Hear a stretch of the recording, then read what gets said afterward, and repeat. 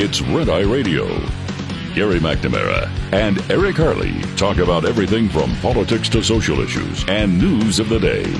Whether you're up late or you're just starting your day, welcome to the show. From the Uniden America Studios, this is Red Eye Radio. Hello and welcome. He is Gary McNamara. I'm Eric Harley as we move into a Wednesday. Gary, how are you? Man, I'm telling you, so much news. Looks like the Texas Democrats are heading back. All right. Well, we did sort of predict it wouldn't go on for more than 2 weeks. You did see the meme where some of us were trying to build a wall so they couldn't get back in? I will not say whether I did or did not partially fund that wall. I did not see that. Yeah. It's funny because we had a bunch of ranchers who volunteered their land and said, oh, yeah, we'll do that. Now, was it me or did it seem like the criticism, and again, I can only judge by what I look at. You know, it's tough to look at the entire spectrum of the media out there and come to a absolute 99.9% definitive conclusion. But did it seem like the Democrats were a little bit laying off the whole National Guard in New York or in Washington thing? Yeah, there was coverage on it, but the Democrats, the left, just kind of went quiet on it. And I think the reason is because I saw Fox 5 in D.C. Did an interview with the family of a 1-year-old who was shot in the arm. And this goes back, I think, a few months when the 1-year-old was shot. And so Fox 5 decided in D.C. decided to reach out to this family and see what they thought. They said, it's a good idea. They support it. Exactly what we said on two fronts. The local media is going to cover it because it's what they have to do. They got to go back to, they got to find out what the people are thinking. Not the paid protesters, the actual people that have to work and live in the D.C. area. And so, we've been talking about how the local, eventually the local news will get around to it or the local news coverage will start to go more national, which is where I saw it. And then, on top of that, again, at the basis of it, that locals know the truth. I don't care what stats you want to put down for whoever and whatever and crime stats. They don't feel safe going out after dark in their city, especially on weekends when crime skyrockets.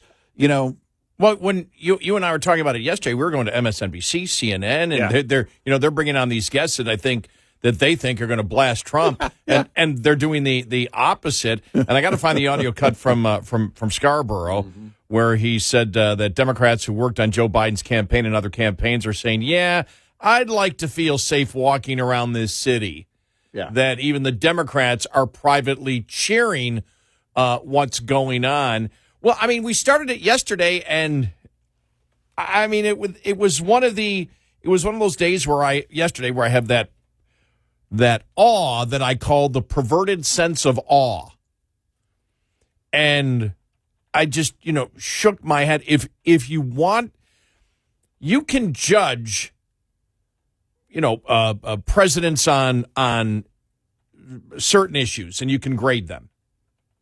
You can look at it and go, okay, I think this is good. This is Law and Order.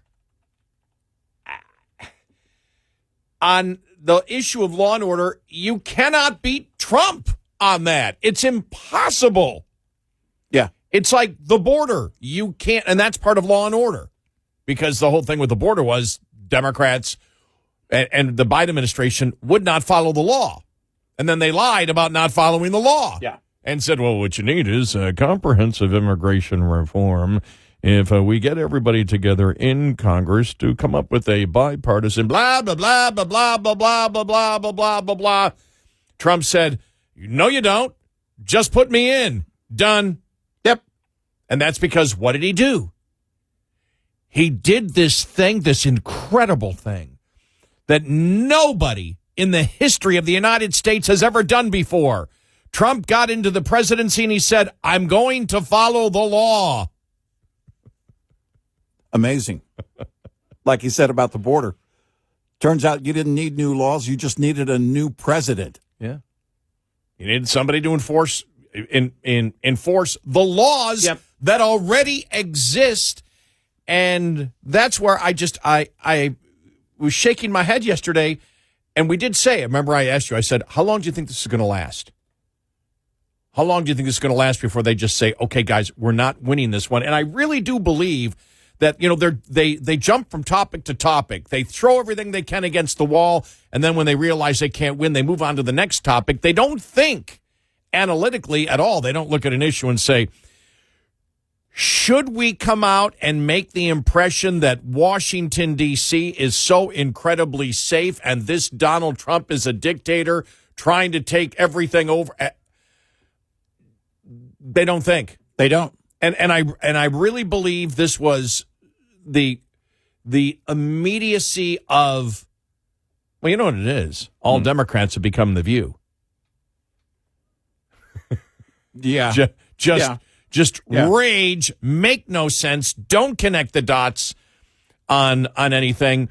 But you and I were, playing some of the audio cuts yesterday from some of the guests even on MSNBC saying, no, this is a good thing. Yeah. As we said, we played the audio from the number one. Yeah. The number one never Trumper of all time. The first never Trumper. Exactly. We said, no, it's horrible here.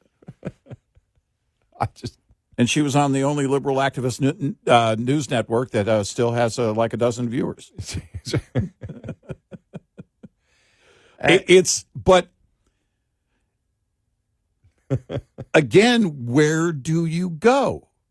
Because you think, okay, one option, work behind the scenes and basically have state AGs or whatever on different fronts. It's not going to work for the DC thing, but on different things. We'll have our blue state AGs go and file lawsuit. They do that all the time. And then you get some district court judge who comes out, Trump shall not. Yeah, well, okay, we'll see. But ultimately, they don't want that. I mean, that slows the roll of Trump. That's the only thing that does. But we're seeing this in court play out more in his favor than not. And you really don't get a win there. And if you kind of ramrod these things through, by the time we get to midterm, by the time you get around to 28 especially, then you've lost all these court cases. You're a bunch of whiny babies. And honestly, brainless morons. Because if you are smart enough, then you should see this is why, and I don't like calling people morons, except when they're actually morons. I don't have any other word. I didn't write the meaning of words. I didn't do all of that. That's the word that applies. Don't blame me. So what you're saying is morons. You are not in any way name calling. You're just using the word that applies. Defines the actions that they are involved in. I identify them as morons. They them. So this is because you and I look at it. We're sitting in a room that should be padded. We're going to need pads. We're going to write that down, Alan. We need pads in this room, well, on the walls, and helmets maybe. So we're thinking, as strategists, you sit in a room. What are we going to fight for? I know. Kids' rights to mutilate their own genitalia. and then accuse the other side of being obsessed with genitalia. Someone said that first. There was somebody, it's like the oyster thing. Someone picked that up from a shoreline or from the bottom of the ocean or wherever oysters live. And they opened it up and said, I guess I'm going to eat it. Someone said that out loud first. And the response should have been, there's something wrong with you, and you shouldn't ever be around children. Just having said that, all of these ideas that these hills that they are battling and willing to die on. If you take that 20 years ago, not even that long, and put that in a strategy room with any campaign or political party, they would have called the cops on you. I think we've done this for the entire time that we've been together. And you just did it. You did it again when you phrased it. They initially had to have a meeting. Yes. This is the strategy, y'all. What do you got there? Genital mutilation for minors as a right. And then they also sat in that meeting and said, all right, look, we've come up with a new idea. We've got to beat these Republicans. What do we do here? By the way, can I have a hit of that joint? Thanks.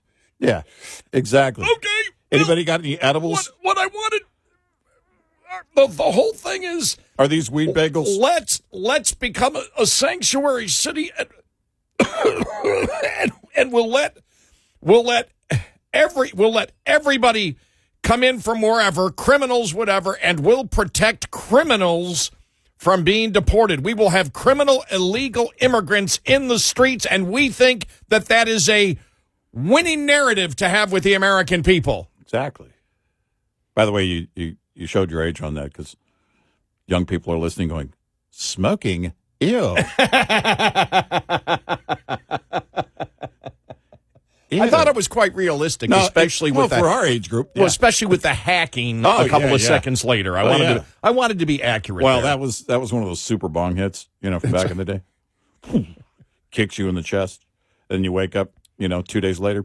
No, but and after creating a law. But I think that's really the thing that blows our mind all the time is when and I love that when I started working with you, we came up with that. Yeah, they actually held a meeting. They all sit together and say, okay, what can we do in order to defeat the and they're still doing it today. Yes, they're still doing it today. Yep. And Nancy, just the other day. Oh yeah.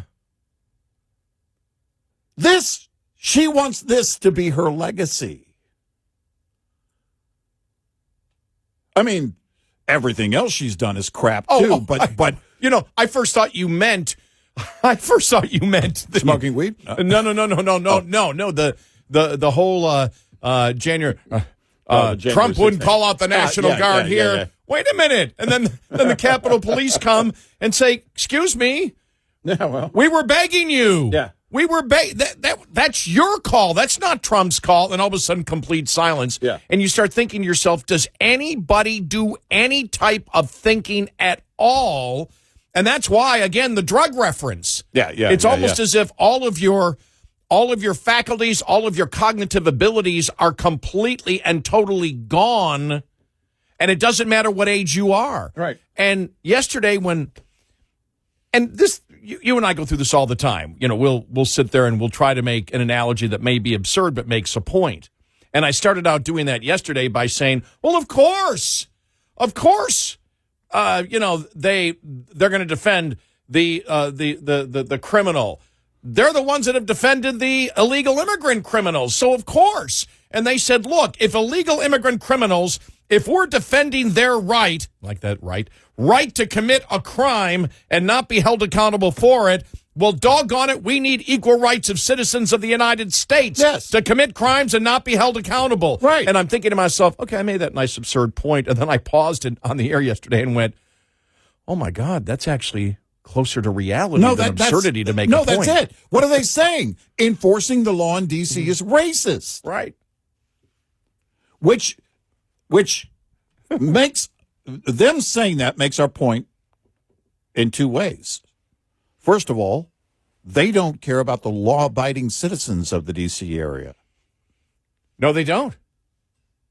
No. The minorities that are law-abiding, live and work in D.C., they care nothing about that. We've talked about this with gun rights. The left doesn't believe you should have, if you're living in Chicago as a law-abiding citizen, you don't have the right to protect yourself. And what do they always say? Well, the gangs might break in and take your gun. Or your life, or both.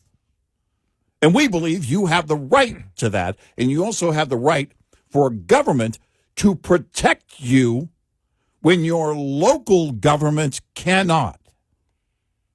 Well, it was when I first heard Trump is racist. He's coming in to protect law-abiding minorities in Washington. We need to stop this racism. What's he going to do next? How else is he going to try to help minorities out there? If Trump is helping minorities, it's racist. Yeah. I mean, it's just, there is. And they don't see it. By the way, we're not angry. We're having fun doing this, and we're not really frustrated. It's that perverted sense of awe. It's sort of like complete disbelief that you can't believe that adults don't even have basic cognitive skills in politics. Morons. Oh, thank you very much. Okay, I was going too far. Morons. 866-90-RED-I. This report is brought to you by Shell Rotella. With advanced synthetic technology, is designed to help keep your rig running with more mileage and less maintenance. Keep your engine humming in the heat this summer by keeping up with preventive maintenance. Think your PM is complete after your oil is changed? Think again. There's grease, transmission fluids, and gear oil to consider too. Clean gear oil, for example, extends gear, bearing, and seal life. It also protects against low-speed, high-torque wear and high-speed scoring. That means not only longer equipment life and reduced maintenance costs, but also improved fuel economy and lower operating costs. So the next time you plan for your oil change purchase, don't neglect lubrication and inspection, especially on components and parts that work hard to keep your vehicle running safe and smooth. We'll be right back with more Red Eye Radio with Eric Harley and Gary McNamara.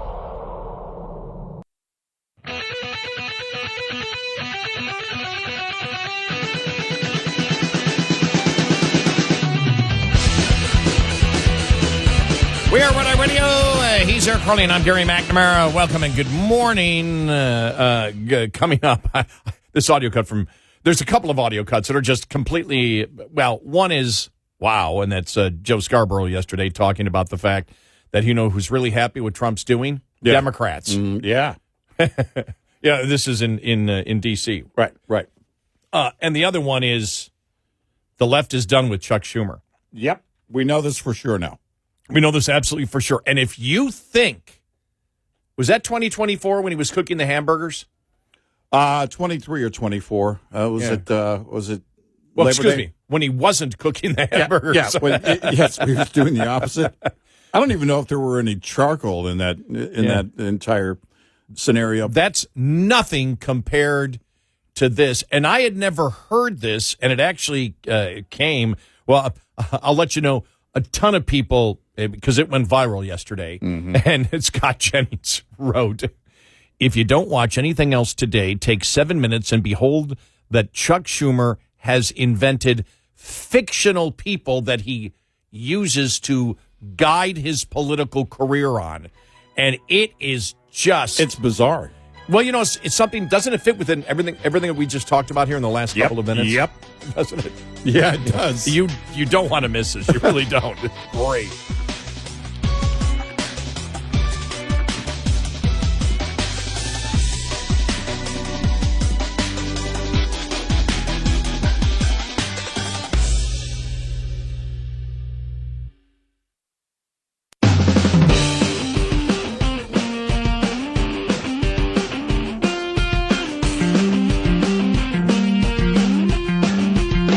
You're listening to Red Eye Radio from the Uniden America Studios.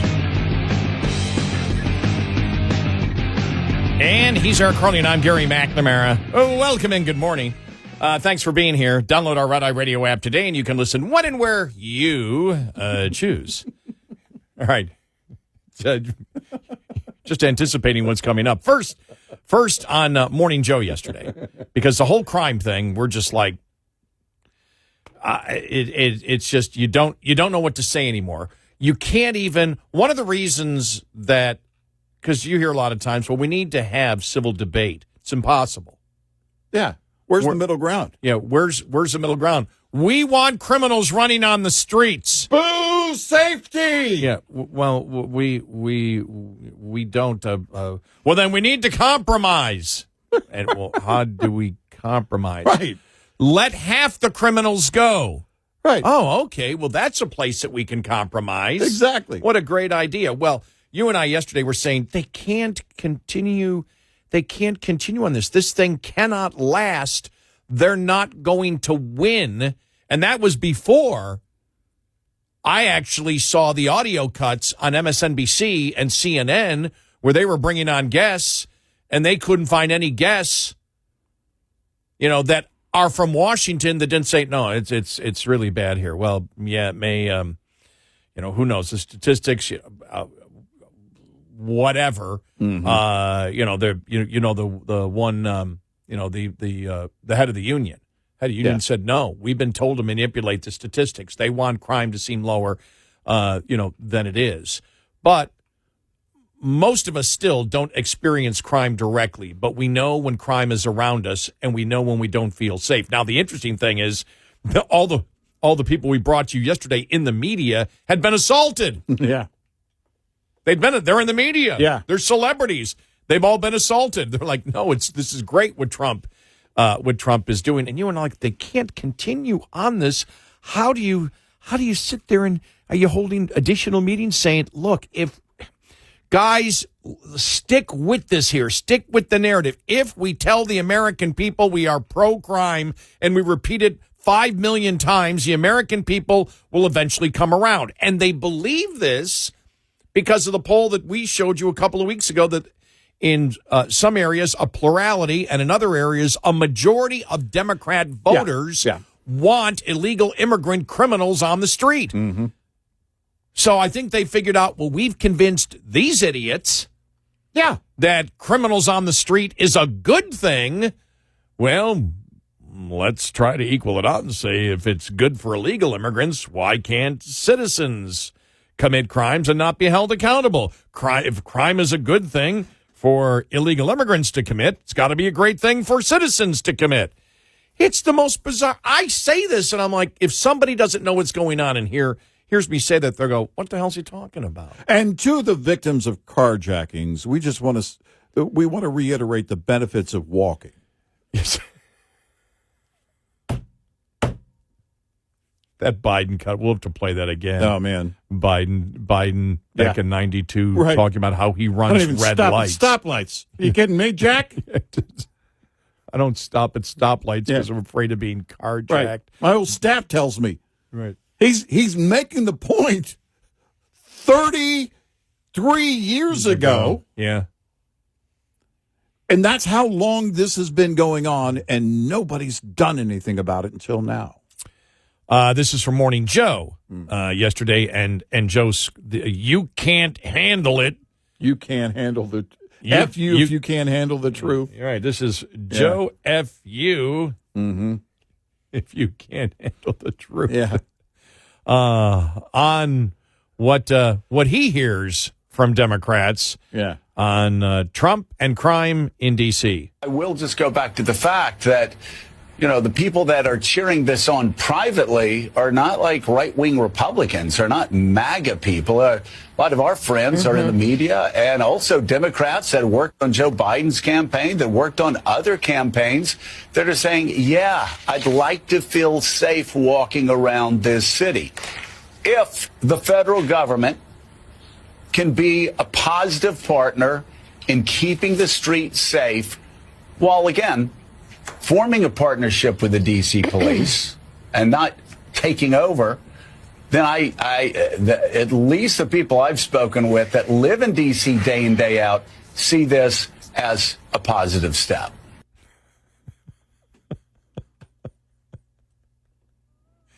If you've got Joe Scarborough on board, wow. What's next? Joy Reid? Broadcasting from her basement? You know, this is the only, again, what do you say to people who are living there? That's the problem. The left, did they think, because clearly this was a campaign to make people who don't live in D.C., who never go to D.C., believe that nothing is wrong, crime isn't a problem in D.C. That's really what this was. That was the effort, as short-lived as it was. Well, what about the millions who do live there or travel there on a regular basis and are very familiar with it? What about the millions of us who don't ever go there? I've only been there a few times, and all I have to do is follow the news. What about us? What about, the truth? That's their problem, is that you can't change the truth about this. And frankly, forget you if you can't handle the truth. This is Tom Manger, the former Capitol Police chief, reacting to all of this news again on Morning Joe. Remember, this is on MSNBC. They can't even get the majority of MSNBC to be pro-crime at the moment. This pro-crime stance might not be working for us. Well, here we go. What's your sense of how this will work? Well, I will tell you that after listening to the press conference yesterday, I feel much better this morning. Just in the last 24 hours, Chief Pam Smith of the Metropolitan Police Department has spoken with Terry Cole, the interim commissioner for the Metropolitan Police Department, at least for the next 30 days. They have spoken. They have, Mr. Cole has told Chief Smith that we would like MPD to lead this effort. He wants this to be a collaboration. And frankly, that's the only way I see this as being successful. As a former police chief, if somebody would have come to me and said, "Hey, we're going to bring 500,000 more law enforcement officers in to assist you," what's not to like about that? You could certainly make an impact on crime with that kind of surge. But this is going to be a temporary thing. There you go. Yeah. Not exactly what they were expecting. Jonathan Turley had a column yesterday, Lies, Damn Lies, and Statistics. Trump takeover renews questions over D.C. crime data. It's the last couple of weeks, everything is about, is any of the data we're getting from the government correct? Yeah, well, I mean, if we're going to drain the data swamp, I guess this is the time to do it. And I don't know what to believe. And he writes, the Metropolitan Police Department in July suspended Michael Pulliam, police commander for the Adams Morgan neighborhood, for allegedly manipulating crime numbers. D.C. Fraternal Order of Police Chairman Greg Pemberton accused police officials of pressuring officers to falsify statistics to reduce rates. When our members respond to the scene of a felony offense where there is a victim reporting that a felony occurred, inevitably there will be a lieutenant or a captain that will show up on the scene and direct those members to take a report for a lesser offense. So instead of taking a report for a shooting or a stabbing or a carjacking, they will order that officer to take a report for a theft or an injured person to a hospital or a felony assault, which is not the same type of classification. Pemberton said that the MPD statistics were preposterous. There's absolutely no way crime could be down 28%. Last year, they suggested it even went down 34%. Even accepting some of those statistics, it's hardly anything to celebrate in Washington, D.C.'s. Our 2024 murder rate was 27.54 per 100,000. That's higher than cities like Bogota, Mexico City, Islamabad. It is astronomical when compared to the capitals of close allies like Paris, London, and Madrid. So there you go. But yeah, it's interesting just the response and how quickly it died yesterday. They couldn't make their points, which brings me to this. Redistricting, we saw that, lasted just about a week, little over a week. Yeah. Then they kept losing the argument on that. They jumped to this. Now, what I'm anticipating is what's next? Huh? What is the next thing that Democrats will jump on that you're like, okay, continue this streak of insanity? Right. Yeah, okay. What's the next thing? And I don't know. I don't know what the next thing will be. Trying to work a peace deal with Russia and Ukraine. Oh, duh. Yeah. No. Boo. Peace. What are we going to do with all these extra Ukraine flags we have? Oh, my gosh. We bought a lot of them, you know.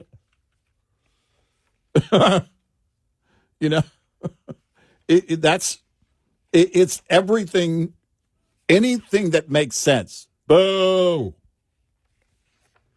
Well, and maybe they'll have the next thing would be coming to the defense of Adam Schiff. Because you and I asked that the other day, we're like, why don't you see Democrat senators saying we support him? This is a you just don't. And I really think travesty. The Democrats have never been the party that eats their own. In other words, something happens and then the party comes and calls them out and says, "Hey, well, if they did that was wrong." Their version of it is just to kind of look the other way and not give it any attention. Well, this isn't hard. It's like it was easy to legally dissect when Letitia James said, Trump committed fraud. Yeah. Because you looked at it and you said, wait a minute. Where did he sign something that said, this is the truth under the penalty of perjury? Well, there's nothing there that existed. Right. They were talking about appraisals. Everyone knows. And the whole thing there, the problem with that is everybody knows how appraisal works. Because based on what Letitia James said, then anybody who attempts on their property taxes in New York State to negotiate and say, no, my home is only worth, you're saying $300,000 evaluation, I say $200,000, let's meet in the middle. Well, if you say $200,000 to negotiate, by the precedent set by Letitia James, you're committing fraud. Yeah. Because your house isn't worth that. And if it's decided by the county, normally it is, if the county decides, no, you said your house is worth $200,000, it's not, it's worth $300,000, well, that's the official determination, therefore you've committed fraud. Right. Well, any negotiation, really. Well, if you're pushing for a better deal, right, then that's fraud. If you don't have what? I mean, I don't know what the standard is. Well, the manufacturer's price for vehicles. Mm-hmm. Nobody ever pays that. Nope. That's fraud. Yep. By what James did with that, but that's a completely different ball game than if you lied on a mortgage application or you lied to the IRS on your tax forms. Yep. Everyone knows the difference, which is why, James, the allegations are numerous. Yeah. Mortgage fraud. Right. But still, it shouldn't take that long to figure that out. Right. For either Schiff or her. Right. 866-90 Red Eye. Coming up, more with Gary McNamara and Eric Harley. It's Red Eye Radio.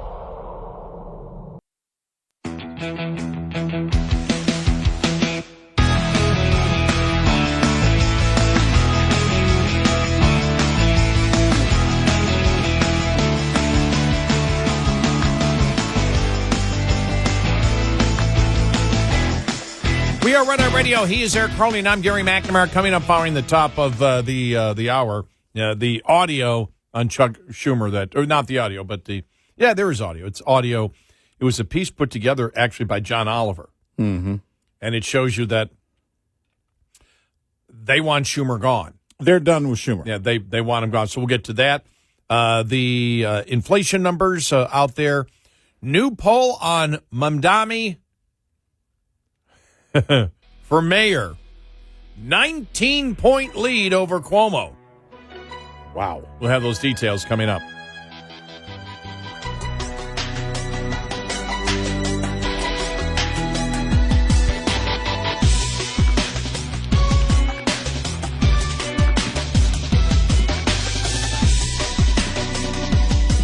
Top of the Hour News is brought to you by House Products. Visit houseproducts.com. This is Red Eye Radio on Westwood One.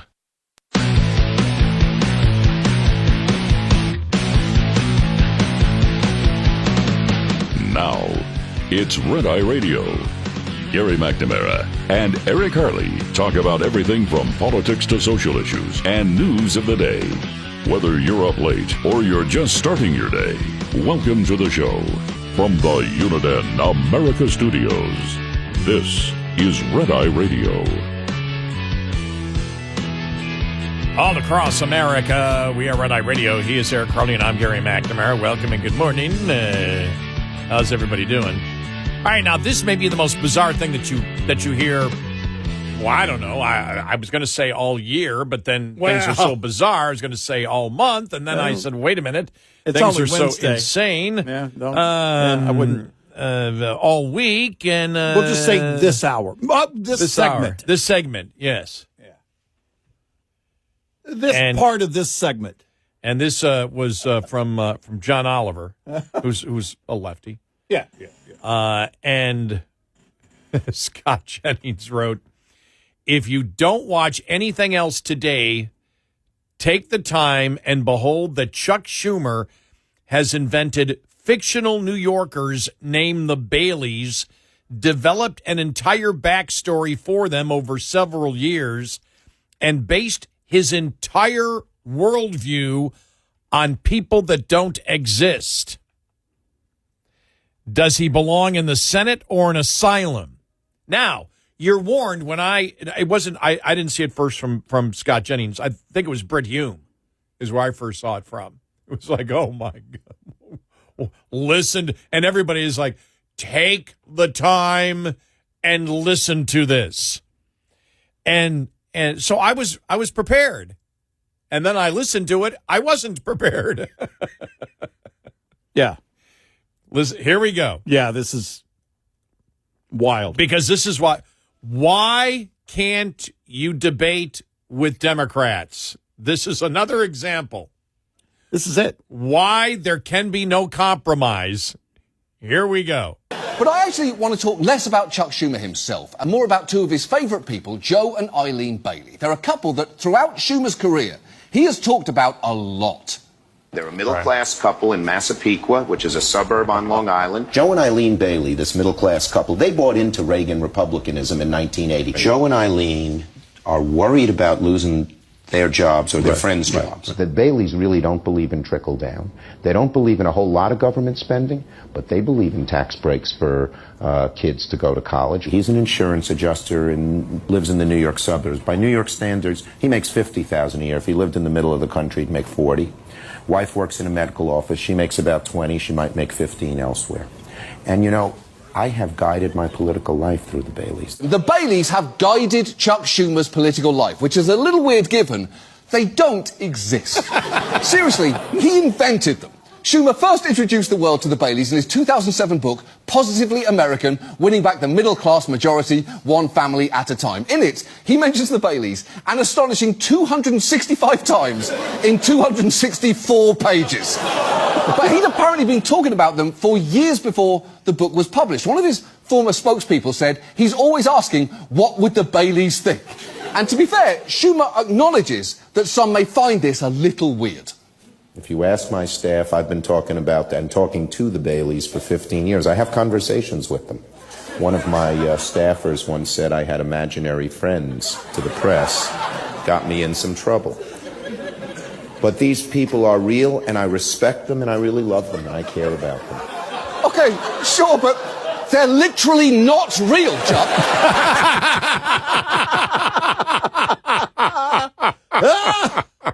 Oh, we'll play more of this throughout the show, but you basically, gosh, they're so done with Chuck Schumer.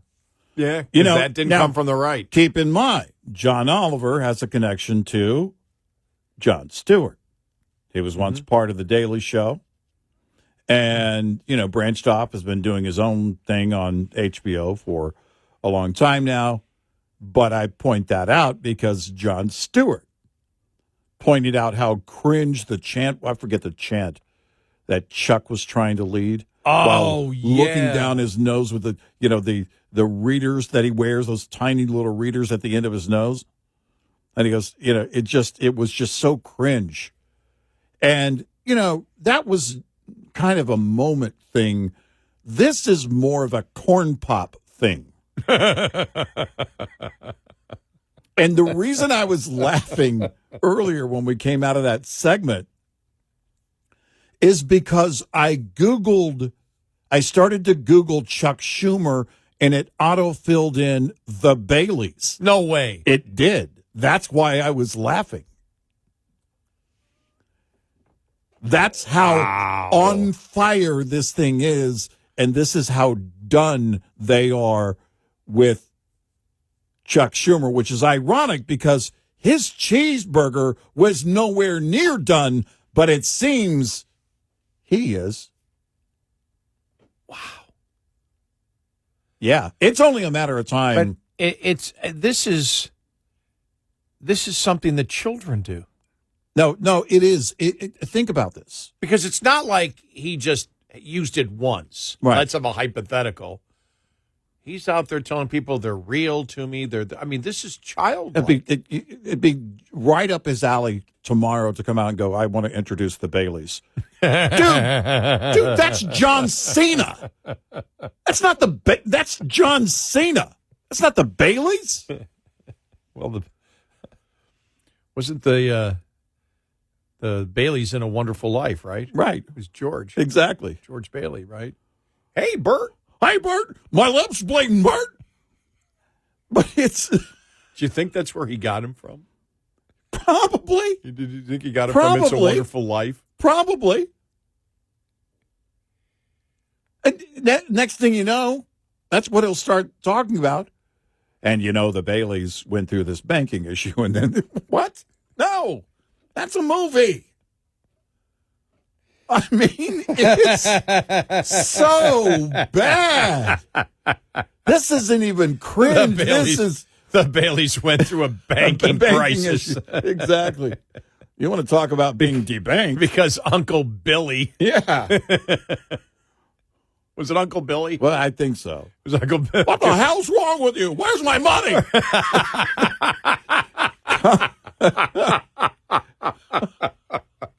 I'll slap the crap out of you, Billy. That could have been a very different movie.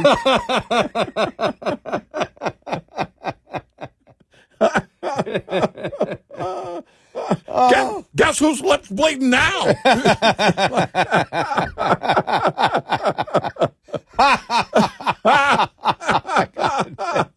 And Merry Christmas to all. It's Christmas in August on Red Eye Radio. It really is. But, oh, my gosh. Because I thought about that. I went, wait a minute. He's trying to use a sympathetic character. You really can't use George Bailey because he owned a bank that nearly went bankrupt.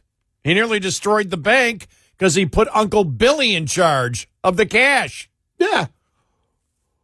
What are you, drunk? Are you smoking weed?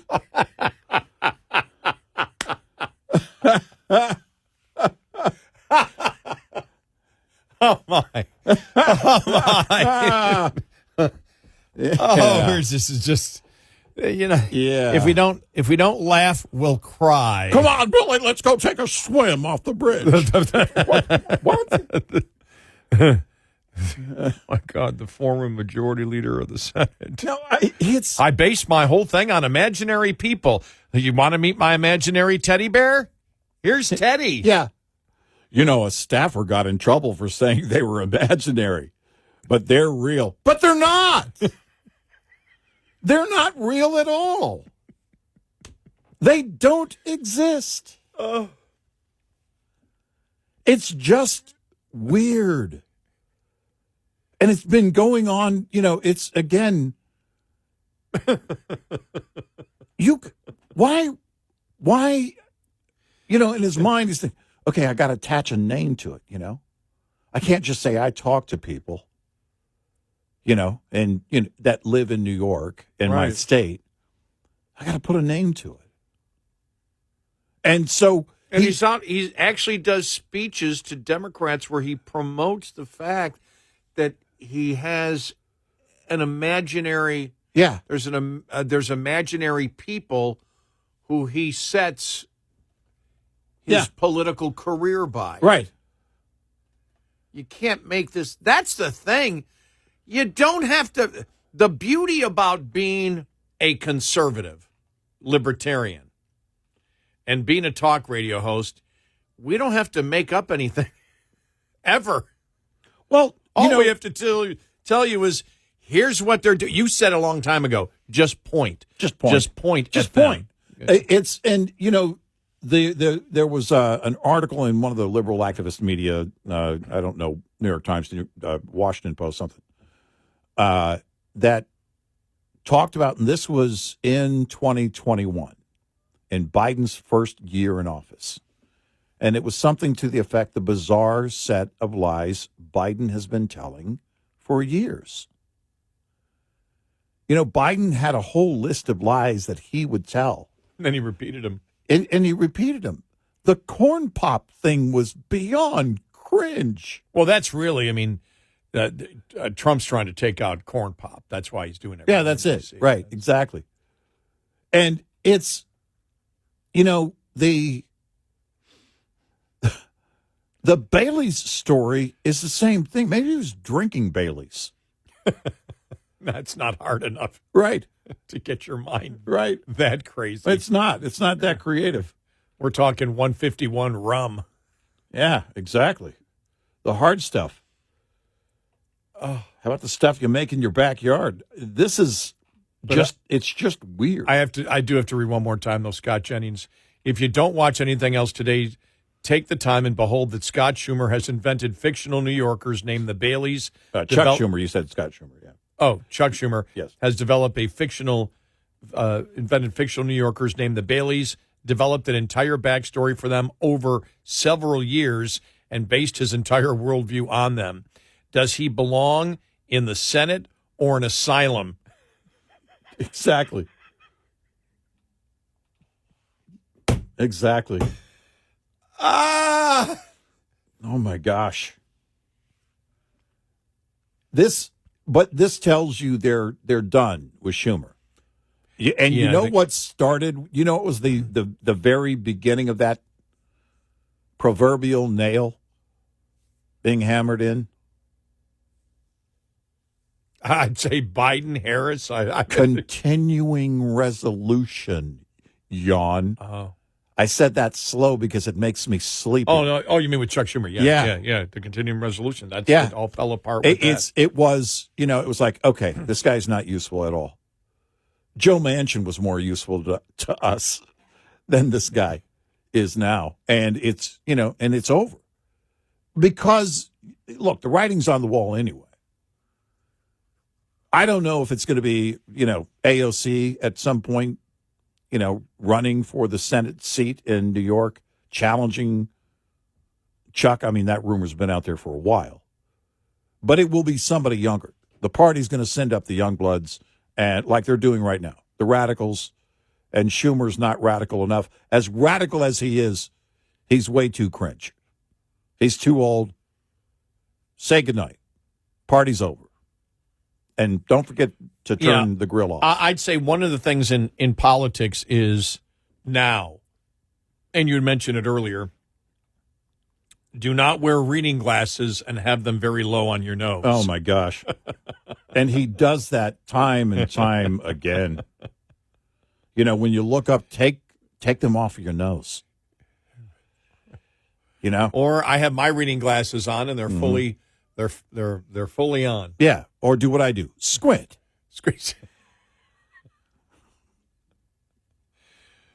Which brings you me... kind of look like Clint Eastwood at the same time. So, you know. Brings me to the next question. Yeah. What kind of drugs is Chuck Schumer doing? Exactly. And there's more of that audio. We'll have more coming up throughout the show. Yeah. 866-90 Red Eye. Brought to you by FPPF, Fuel Power Max. Managing time is key. Successful owner-operators know that simply running hard is not enough. If it were that easy, anyone could do the job and expect the profits to roll in.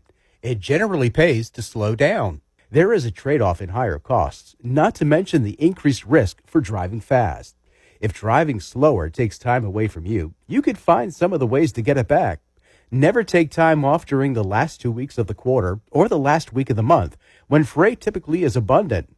Sometimes it works to your advantage to look for loads that take you through home rather than to home. The latter can interrupt your revenue stream and require additional time to get back up to full speed again. Owner-Operator Business 101 is provided by Overdrive's Partners in Business program. Go to overdriveonline.com to the Partners in Business section of the website for more details on this and many other topics. Brought to you by Shell Rotella, with advanced synthetic technology is designed to help keep your rig running with more mileage and less maintenance. Lines open for your calls. 866-90 Red Eye on Red Eye Radio.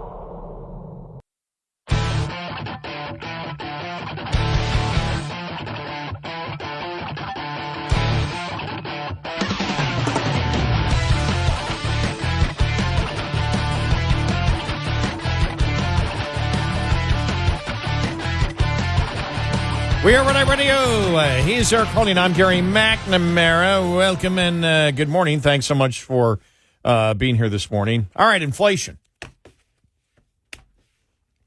You and I both saw the headlines. What was it? What was the one headline you saw from Fox Business? Fox Business was. Let me go there so I get it right. Inflation, something like inflation cools. It was like, well, no, it came in better than expected. Right. Let me see if I've got that saved on. I think I did save it earlier.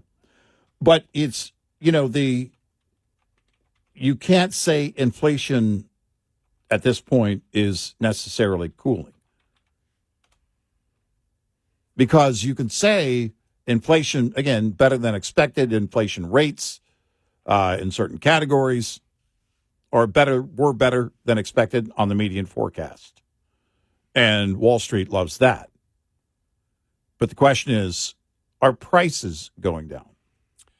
I'd say the concern, because it was funny because I woke up to the celebration. Mm-hmm. And it wasn't until, and I was busy in the morning, it wasn't until later in the afternoon I went, what are you talking about? Yeah. Core inflation skyrocketed. Yeah. Core inflation was the highest in 5 months. You saw commodities inflation was the highest in a few years. Yeah. Right. And so you look at this and you say, okay, yeah, you did have, again, core inflation is when you take out, fuel and food. Right. Because they can skyrocket up and down. Mm-hmm. Services up quite a bit. But there's really, from what I can see here, I guess you can be happy that whoever makes the guess as to what core inflation is going to be, they were wrong and it was a tiny bit lower.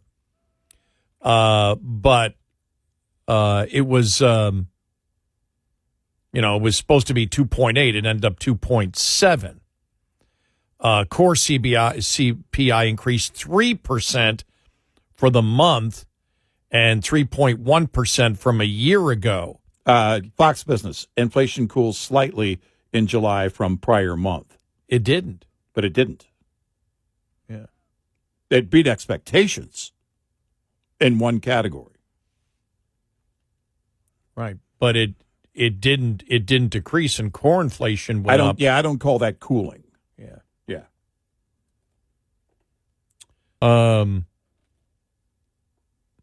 Household furnishings and supplies showed a 0.7% increase after rising 1% in June. Right. That's huge. Right. Yeah. And so you look at it, and again, you can go through. I've got all the ones here. Energy was down, but still up 11% from last year. Well, I'll double check that coming up here. Okay.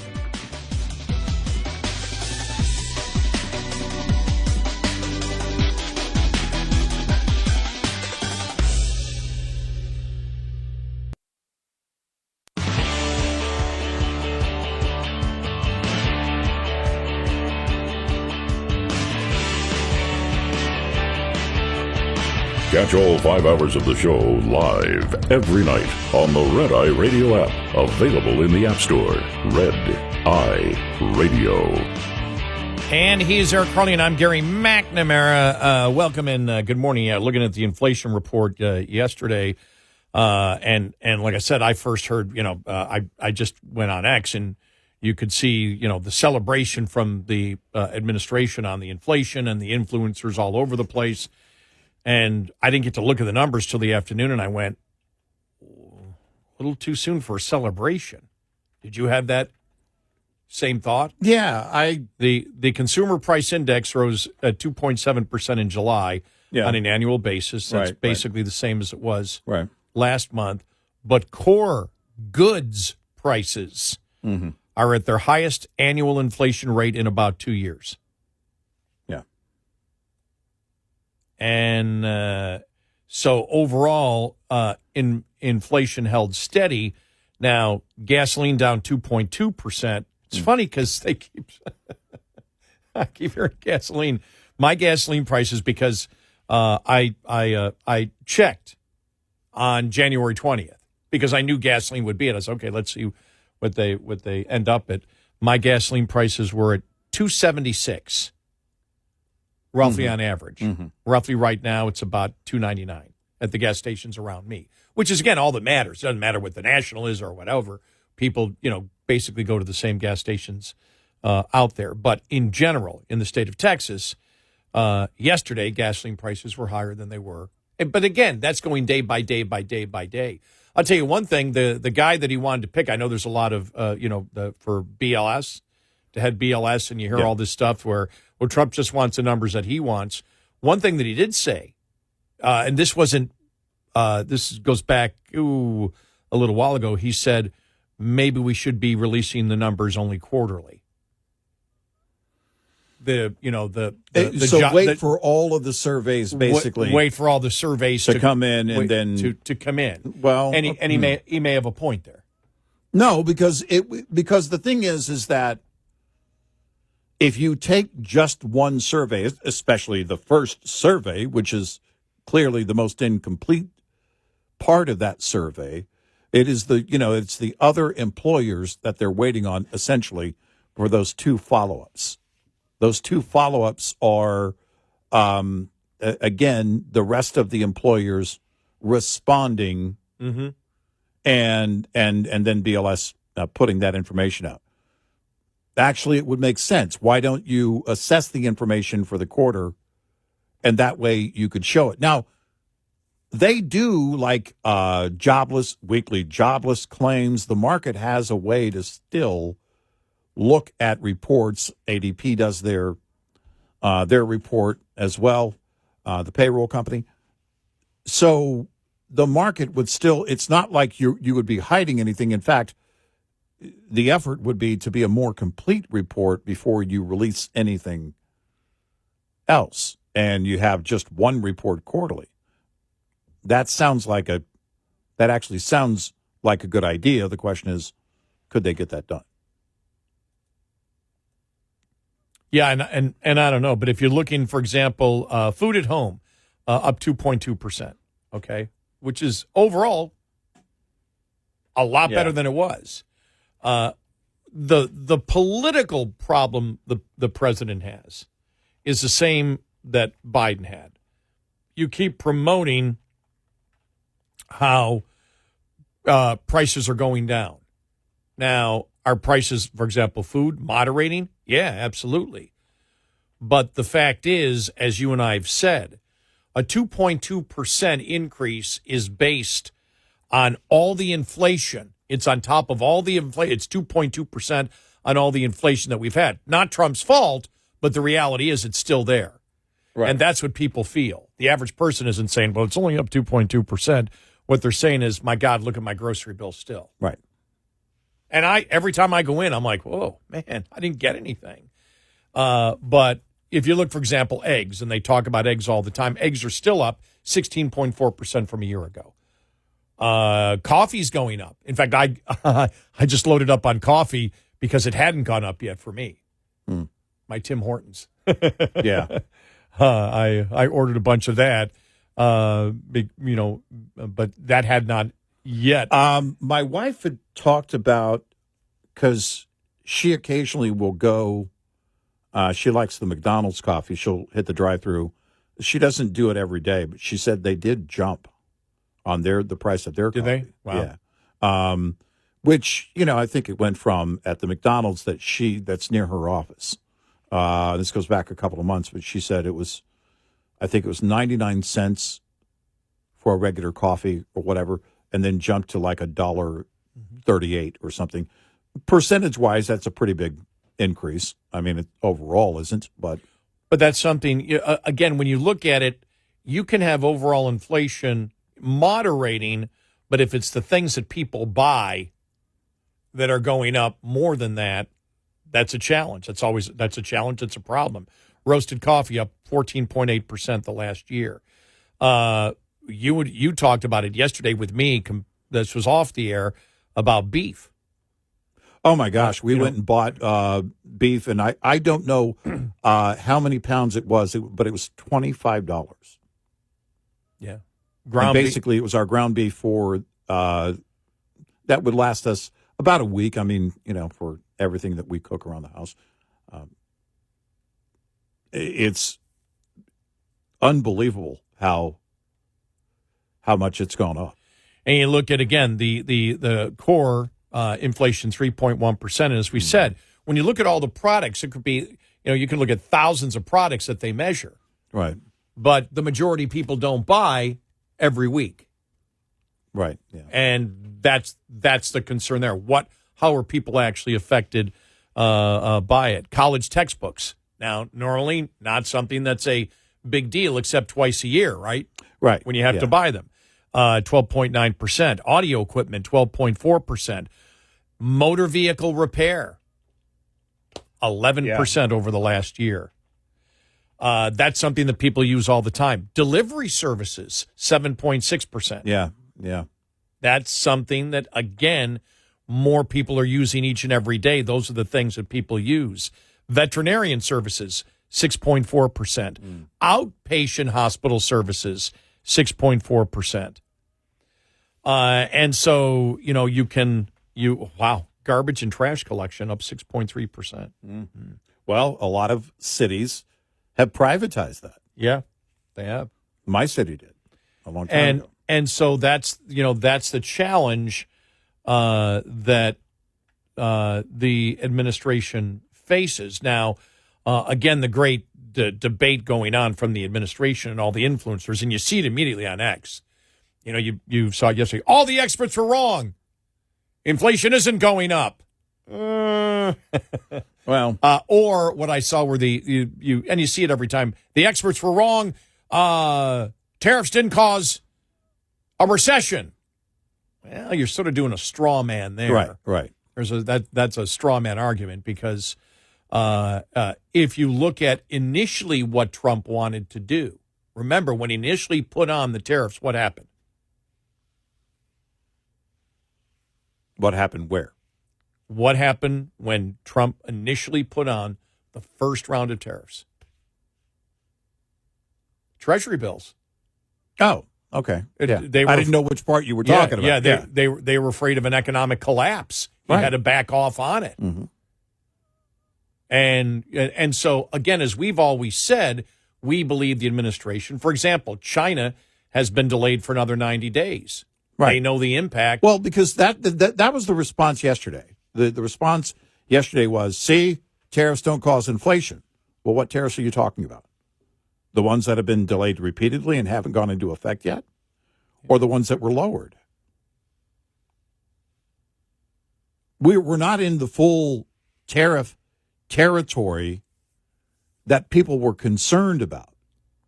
The great concern was having 25 to 50% tariffs across the board, which is where we began. Right. That's when the critics of tariffs, including us, said there's no way it doesn't cause inflation. Well, if you enact those tariffs, then we can talk about it. They've been delayed. Don't tell me. Tell President Trump, who keeps delaying them over and over again or lowering them. We went over the whole list last week of how many were lowered, where they started, and where they are now. And you saw just this week, as you mentioned, China, again, 90 days. Why is that? Because it's a huge impact.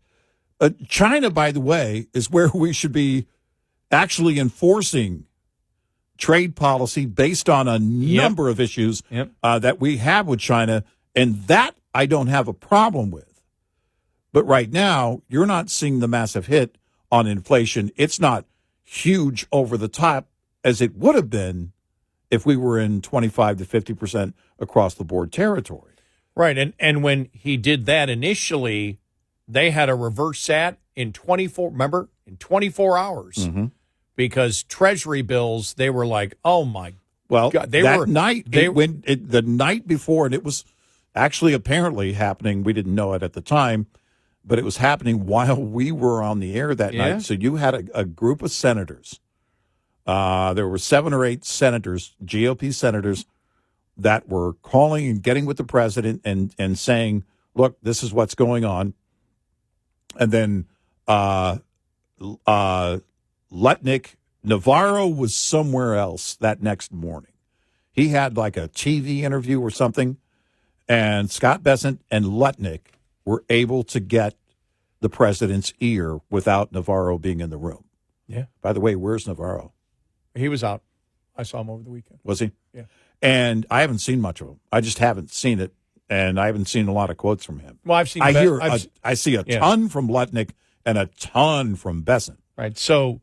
But that morning, they got in front of him and said, we've got a problem with Treasury bills here.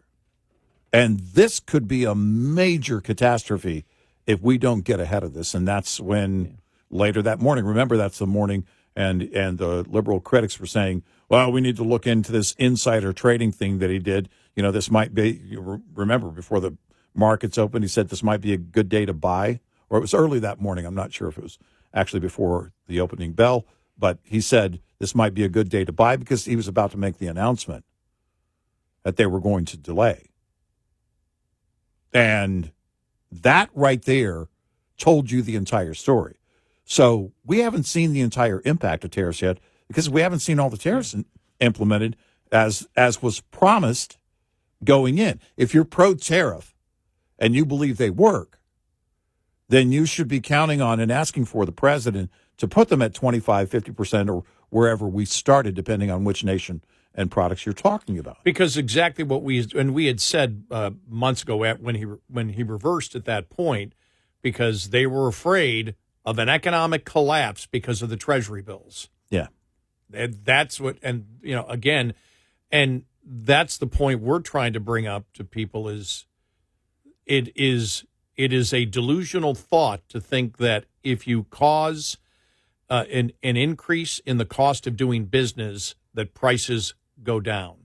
Right. They are eventually going to go up, whether you wish to call it a price increase or inflation, because that's the debate. I'll get that once in a while. You guys said inflation. Inflation is only caused. Well, what is inflation? If your definition of inflation is prices going up because of too much money chasing few goods because of government policy, you would be correct. If your definition of inflation is not an increase in prices because of, again, depending on what the tariff is, and that's what we've always said, that it looks like they're trying to find the Laffer curve on the tariffs. The Laffer curve is the fact that we want to put tariffs on that will bring in some money. We want to bring in tariffs that will bring in money, but not enough to increase prices in any measurable way. Right. And so, but then you ask yourself the question, then why are you doing it? Initially, we were told the reason tariffs were going into effect was to bring back business to the United States. Right. That's not happening as of yet. Right. 866-98-RED-EYE. Get in touch with Red Eye Radio, toll free at 866-90-RED-EYE.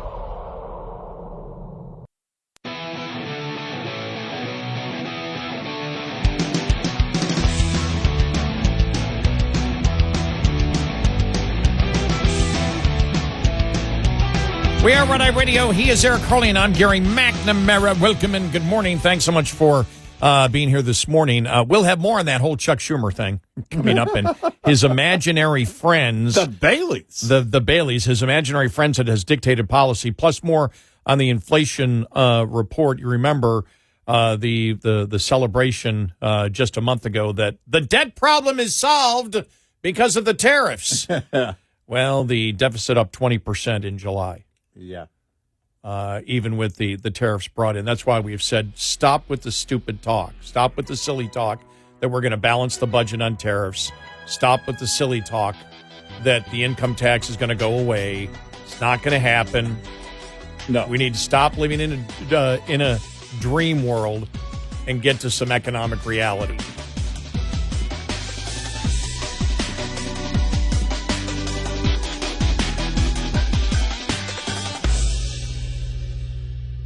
This is Red Eye Radio on Westwood One.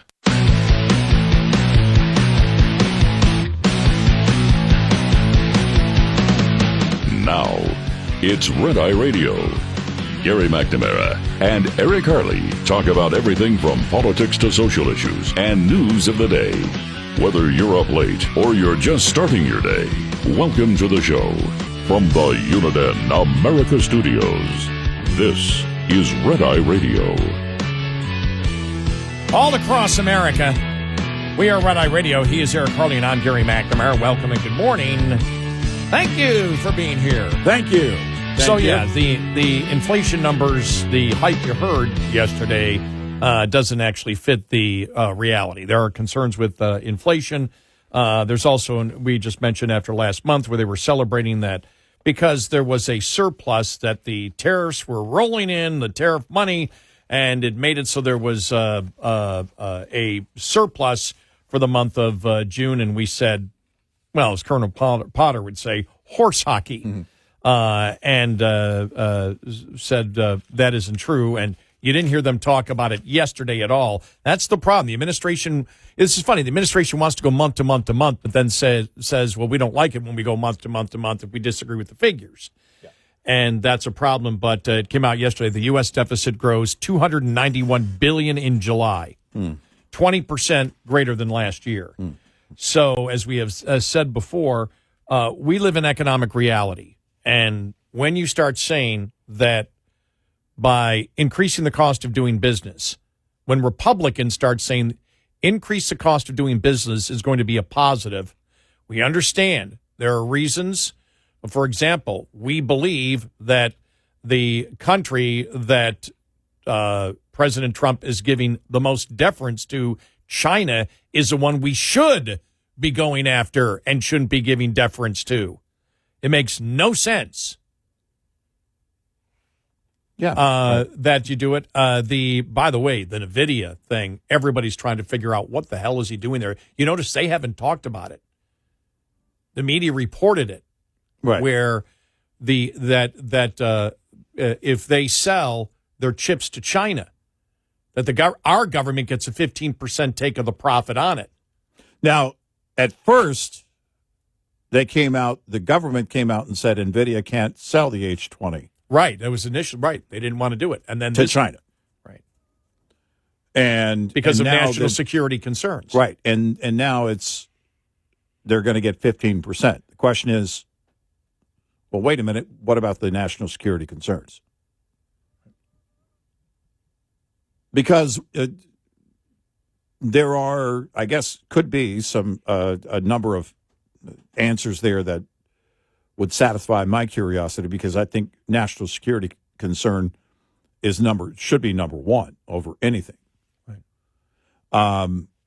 But and I haven't heard anybody come out and say, this is why we're no longer concerned about national security, or that what the measures we had put in before to limit sales of the H20 to China wouldn't work, wouldn't have done anything. Are they? Because my question was, and the CEO of NVIDIA actually talked about how formidable China has become in the AI chip market. They believe that it's only a matter of time. And so my question would be, did they see this as the inevitable? Why not make 15%? But nobody has explained it. I can't tell you. Yeah, but it makes no sense. If our companies are exporting and making a profits, why would you tax the profits on it? Right. Which I don't know whether it's legal or not. Right. That's still to be determined. Right. But, that's the thing, when you see the deficits growing, the inflation report was not that great. The tariffs haven't kicked in yet. It's, what really, I think the one thing that gets to me is how the Republican Party has embraced the absolute narrative of liberal Democrats from just a few years ago, that raising the cost of doing business, it's almost as dumb, their economic philosophy they're attempting to promote. It's almost as dumb as when Democrats said, well, if you raise the minimum wage, people will make more money. There's more money then in the system, and therefore the economy will boom. Yeah. Yeah, right. Of course it won't. Right. When you raise the cost of doing business, you do a number of things or a combination of all the above. Right. Prices go up, profits go down, layoffs happen. Yep. And we still don't know. We knew initially what the president was doing because he made it clear he wanted to bring back jobs to the United States. Right. Yeah. By the way, I was just looking at because we were talking hamburger prices, and I thought I want to revisit, because there's a prepackaged 2.2 pound package that we buy. It's 80% lean ground beef, Walmart, and we use about 4 pounds a week, basically, is what we use. Maybe that goes 2 weeks, depending on what we cook, right? Spaghetti, whatever. And it came in, it's actually over $25. It's $13.43 for each 2.2 pound package. So 4 pounds of hamburger, almost $27. That's a lot of money. And you look at that. This is the problem that you have with coming out and trying to do a victory lap on each report. It's like the left when they were dismissive of inflation in the past. Well, hold on a second. The consumers already paid that. These are July numbers. You can say, well, see, it's not doing this, it's not doing that, it's not. The consumers is the one actually paying the price. Coming into this second term for President Trump, keep in mind, and many people may have forgotten it or want to forget it, that, and it may not be reasonable, but people were expecting prices to come down. That's an impossible political promise to keep. You hope to bring inflation down to normal, which is normal is the target rate is 2%. We're not there yet. The rate is what you can work on. The prices, you're not going to. But again, perception is reality in the political sense. The families that are paying for this every single day, when they go grocery shopping or whatever they're buying, they're looking for price. They're looking for relief. The administration knows that. The GOP on Capitol Hill knows that. You know how I know that they know that? They're trying to put together a bill that, based on the tariffs, would give some of the money back to some earners. Well, we also know they know it because Bessent said it over the weekend. Mm-hmm.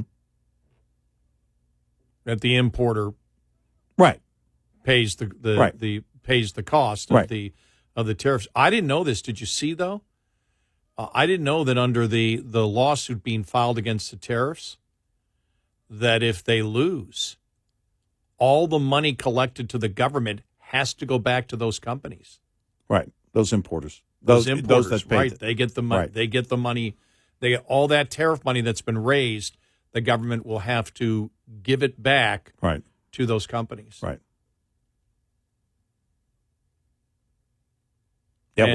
What did President Trump call it the other day? The big case or the big lawsuit or whatever it is.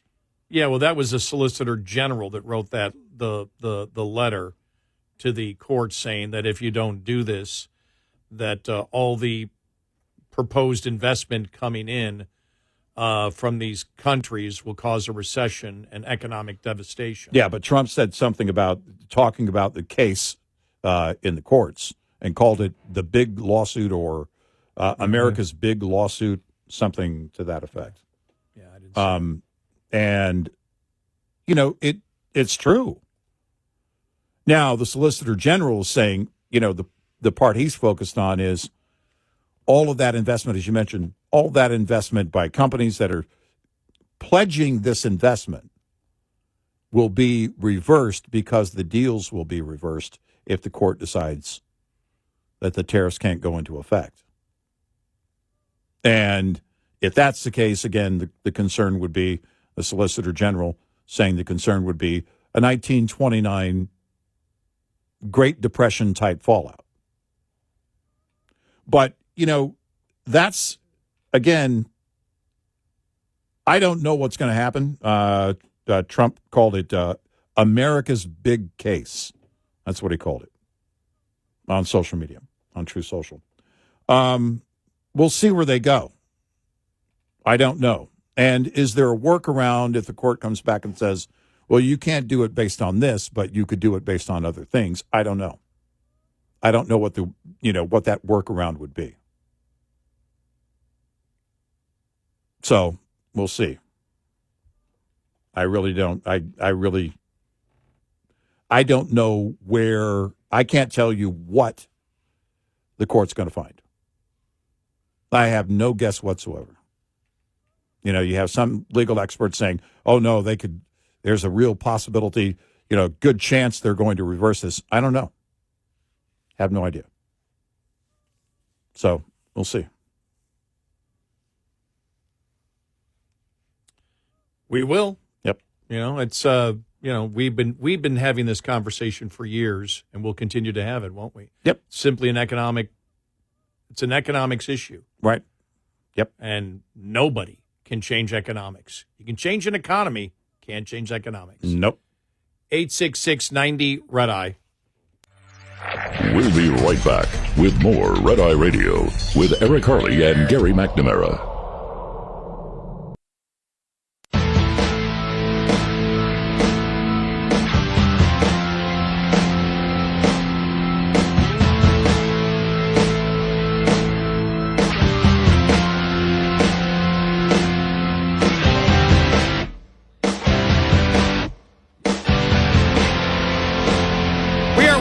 He is Eric Harley, and I'm Gary McNamara. Whoa!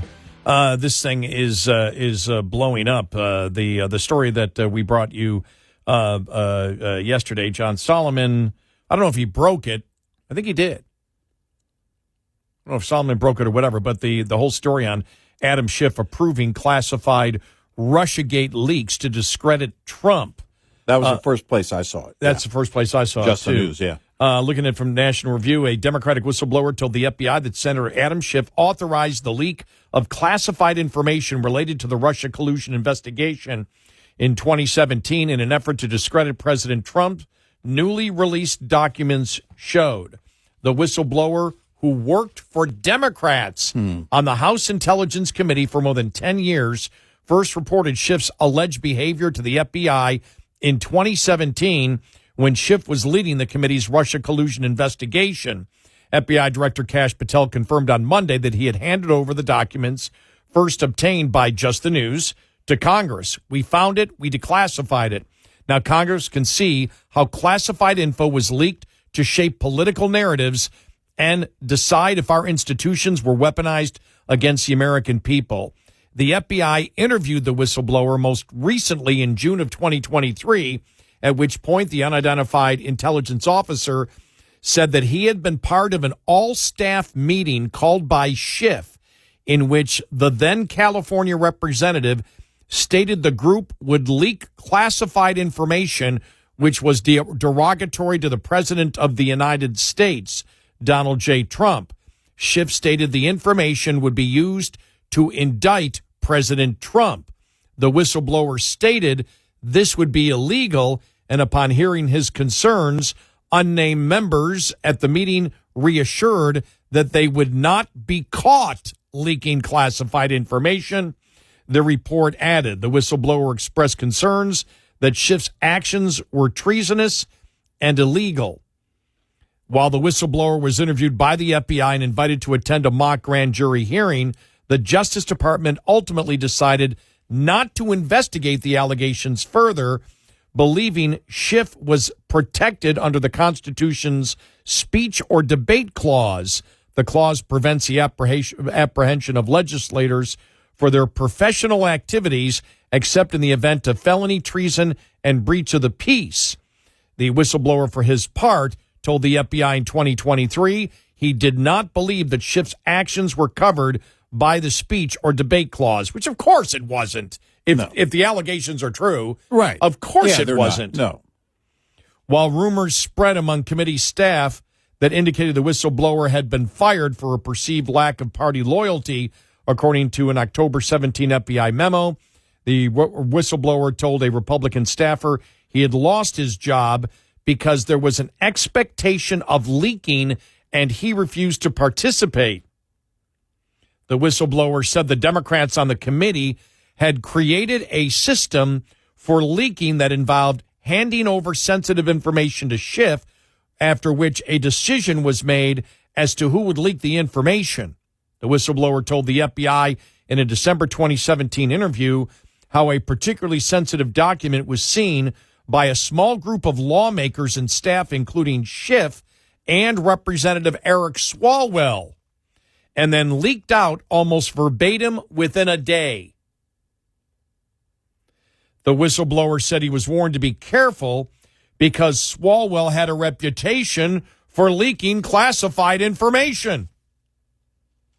Schiff routinely promoted unverified allegations of collusion between Trump and Russia throughout Trump's first term, even going as far as to read portions of the later debunked Steele dossier into the congressional record. The Republican-held House voted to censure Schiff for his role in promoting the collusion narrative in 2023. He was elected to the Senate the following year, and he was kicked off the Intelligence Committee. Yeah, also right at that particular point. Now, the interesting part, we'll hear from Jonathan Turley coming up at the bottom of the hour. He made a great point. Someone here committed a felony. Yep. Either Schiff did or this whistleblower did. Yep. One or the other. There isn't like just he said, she said. This is you can't lie to the FBI. Well, and you look at incentive, right? Right. What is the incentive?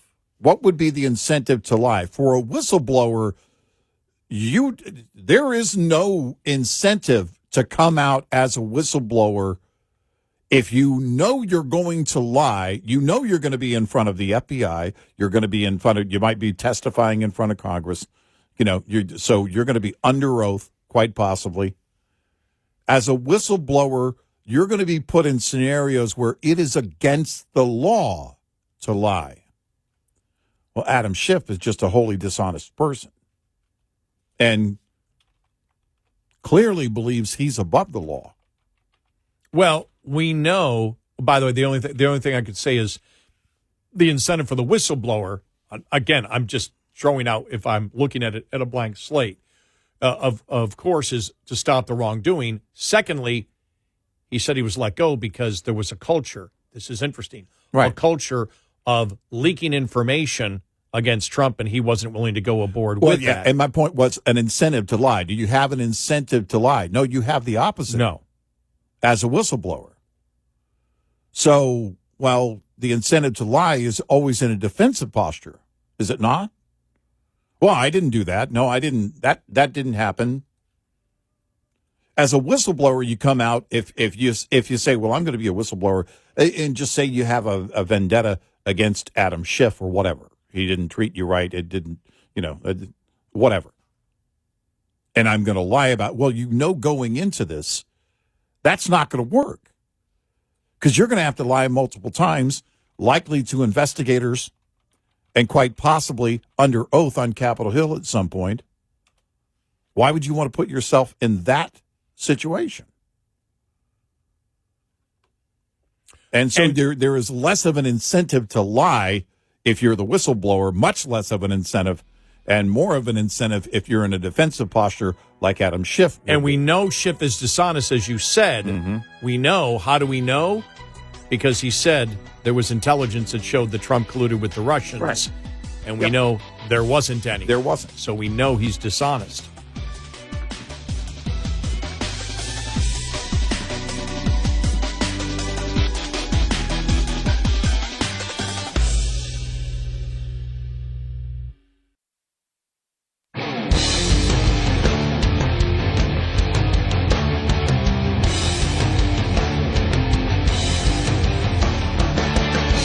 Tell your friends. We're here nightly. Eric Harley and Gary McNamara on Red Eye Radio.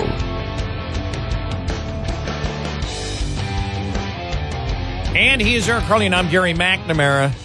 All right, Eric. Schiff spokesperson called it absolutely and categorically false of the whistleblower report. All right. And this is just the latest of a series of defamatory attacks from the president and his allies meant to distract from their plummeting poll numbers and the Epstein files scandal. Well, at that point, that's a weak argument from his spokesperson. Right. The spokesperson further stated that the allegations were based on unreliable information from a former staffer who was fired for cause in 2017. Well, we'll find out. And we'll have Jonathan Turley in a moment, but Turley said, this is a Democratic whistleblower, not a Republican. Was a Democratic staffer for 10 years. Yep. And either Schiff is lying or the whistleblower is lying. If the whistleblower is lying, he made this point. These allegations are serious felonies, if true, against Schiff, and serious felonies against the whistleblower if the whistleblower is lying. Right. The whistleblower doesn't have any incentive to lie about this unless I'm missing something. But if you're in defensive posture, then of course you have an incentive to lie because you're trying to cover yourself. Right. And so if there are accusations being thrown at you, but at some point, it's all got to be on record. It is now. Well, we do know. We don't know anything about the whistleblower. And so whenever we look at these cases, just so people know, we look at it as if we know nothing, like an investigator on day one. Yeah. Right. Could the whistleblower have been fired for cause and is lying? Yeah. It is possible. It wouldn't be a smart move. Right. Wouldn't be a smart move at all. But people do stupid things all the time. But besides what the whistleblower has said, we don't know anything about the whistleblower. Right. What we do know about Schiff is he's already lied to the American public about Trump and Russia collusion, without question. Yeah. That's not even an opinion. No. Well, I think that he might have based on this. No, no. We know. We know Trump did not collude with the Russians in 2016. We know that didn't happen. Yep. We know it. We know the dossier that Adam Schiff read, put on the record in Congress, was false. Right. It was made up. Yep. It was made up by the Hillary campaign and Democrats to smear Trump. We know that. We know that Adam Schiff lied to the American public back in 2017. At the same time when all this probably was, is alleged to have been going on, we know he lied. When he headed the Intelligence Committee, he said the evidence, the intelligence is there that showed that Trump colluded with the Russians. Yep. And it wasn't. Nope. And where did he end up with that one? On The View, saying it was the Veselnitskaya Trump Tower meeting. Yeah. That was the evidence. Remember that? That was the poorest. It was horrible. That was the poorest. It was so bad. Defense of oneself that I've ever seen. Right. But the fact is, I look at this and go, the spokesperson brings up, this is to distract from the Epstein files. Yesterday you put that out?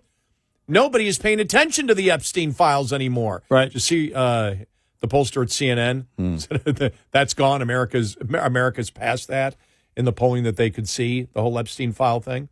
Yeah. Yeah. Well, it's, we said and a while back that with the Epstein thing, it was one of those political promises, number one, you didn't have to make.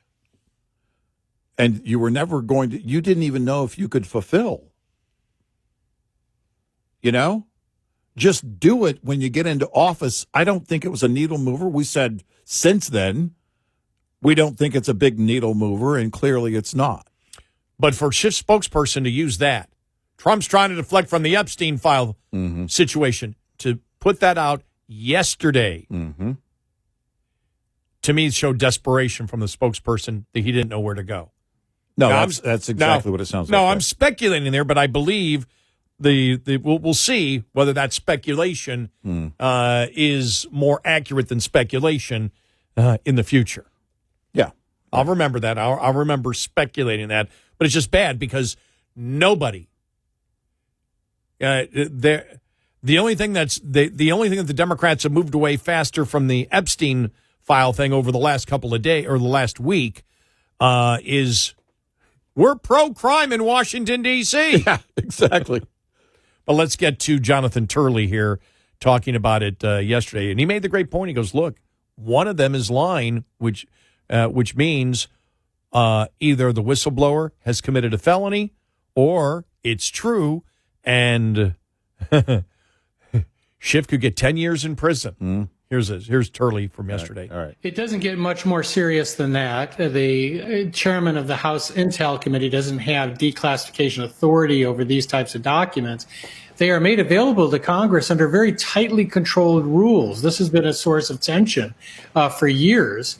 And members of both parties have gone out of their way to assure that this material would be closely held and not weaponized.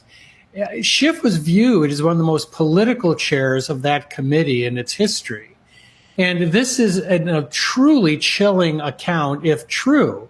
Now, when I first read it, frankly, I was taken aback because it's perfectly moronic to commit such a felony with a planning conference meeting with staff. That's not usually how things are leaked in Washington, D.C. What makes this different, Will, is that this was a statement made to FBI agents.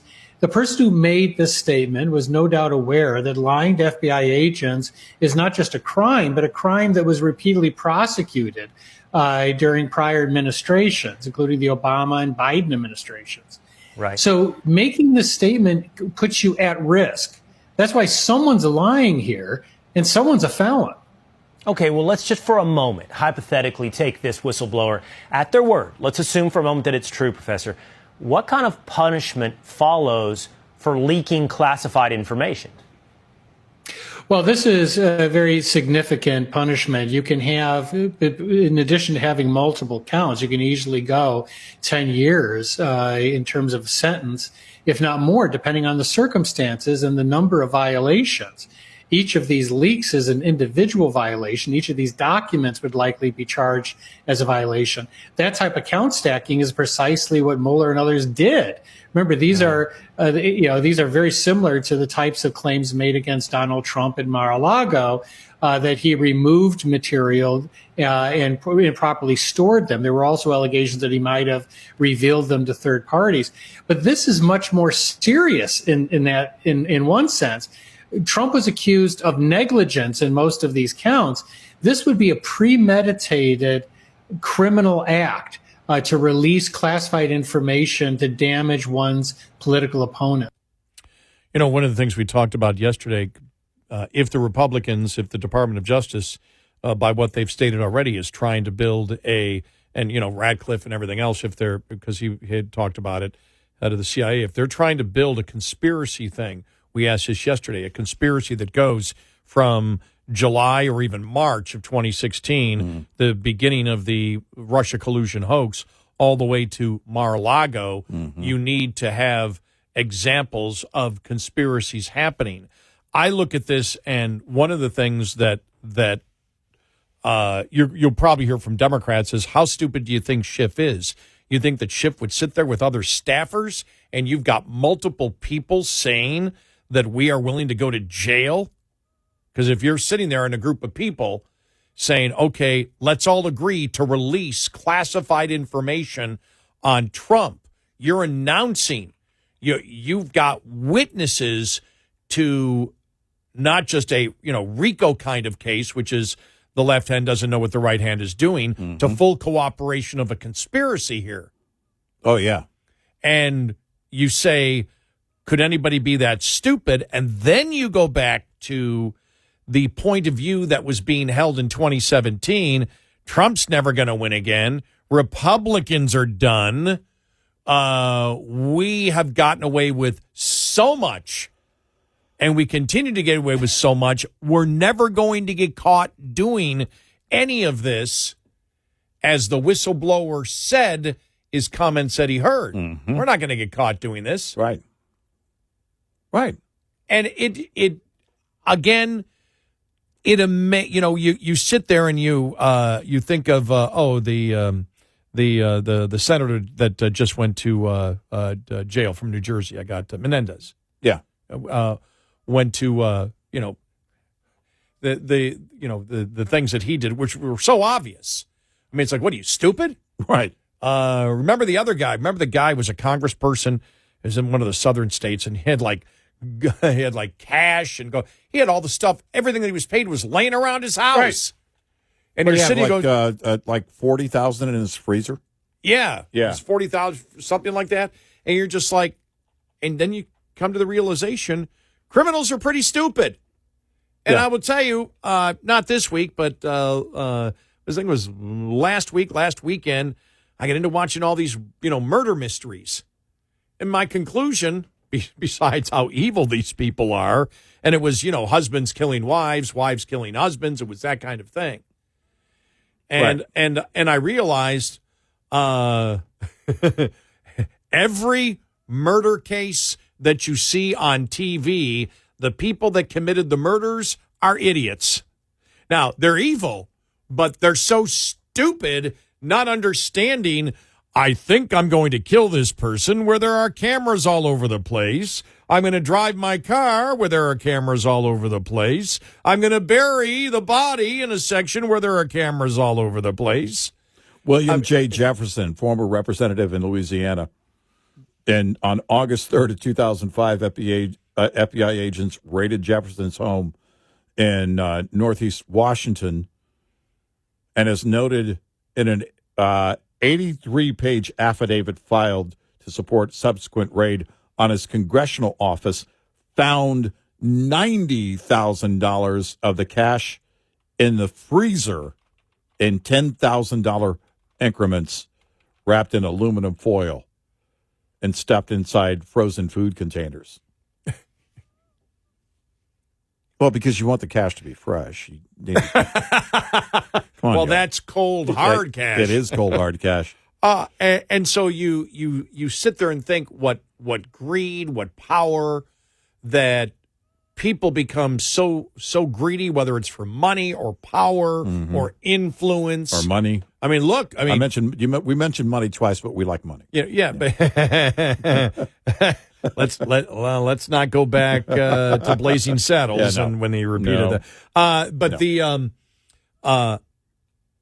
When people want when they're greedy for power, money, whatever. Remember, Schiff's now a senator. Mm-hmm. I have goals to do this. I have goals to be in the Senate. I have goals to be president. But I know you and I would view something like this. If we're dealing with top secret information, I know it. I'm not going to screw with that at all. I'm following every rule and regulation. Exactly. I don't want to end up in jail. No, ever. I mean, forget about the seriousness of the responsibility that I have. You know, in the back of my mind, sitting in a jail cell. Now, it's not the number one reason I don't commit evil acts, but it does sit there when you think, could I get away with this? Maybe I could, but if I don't, Brian Regan has a legendary bit about, the whole crime doesn't pay. Oh, you know what? I was going to commit that crime, but it doesn't pay. How about, and then the don't do the crime if you can't do the time. I was going to do the crime, but I don't have the time to go to jail. So at the end of it, he goes, how about don't do the crime because it's wrong? Wrong, exactly. But in the back of your mind, you're like, could I end? I don't think my mentality is a jail mentality. No, I'm not going to fit in. Yeah. I'm going to hate Fridays. I'm going to hate social hours. 866-90 Red Eye. Coming up, more with Gary McNamara and Eric Harley. It's Red Eye Radio.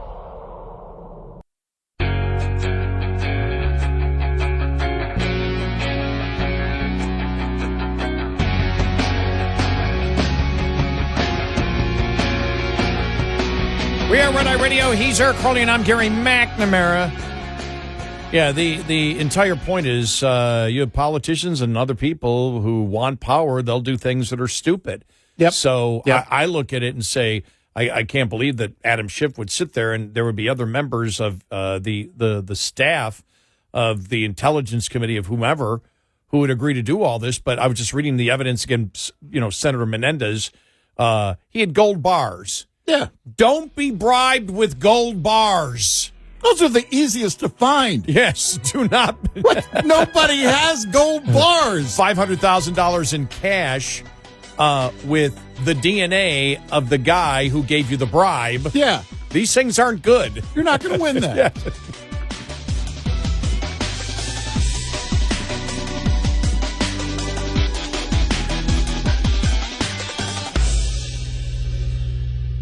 This is Red Eye Radio on Westwood One.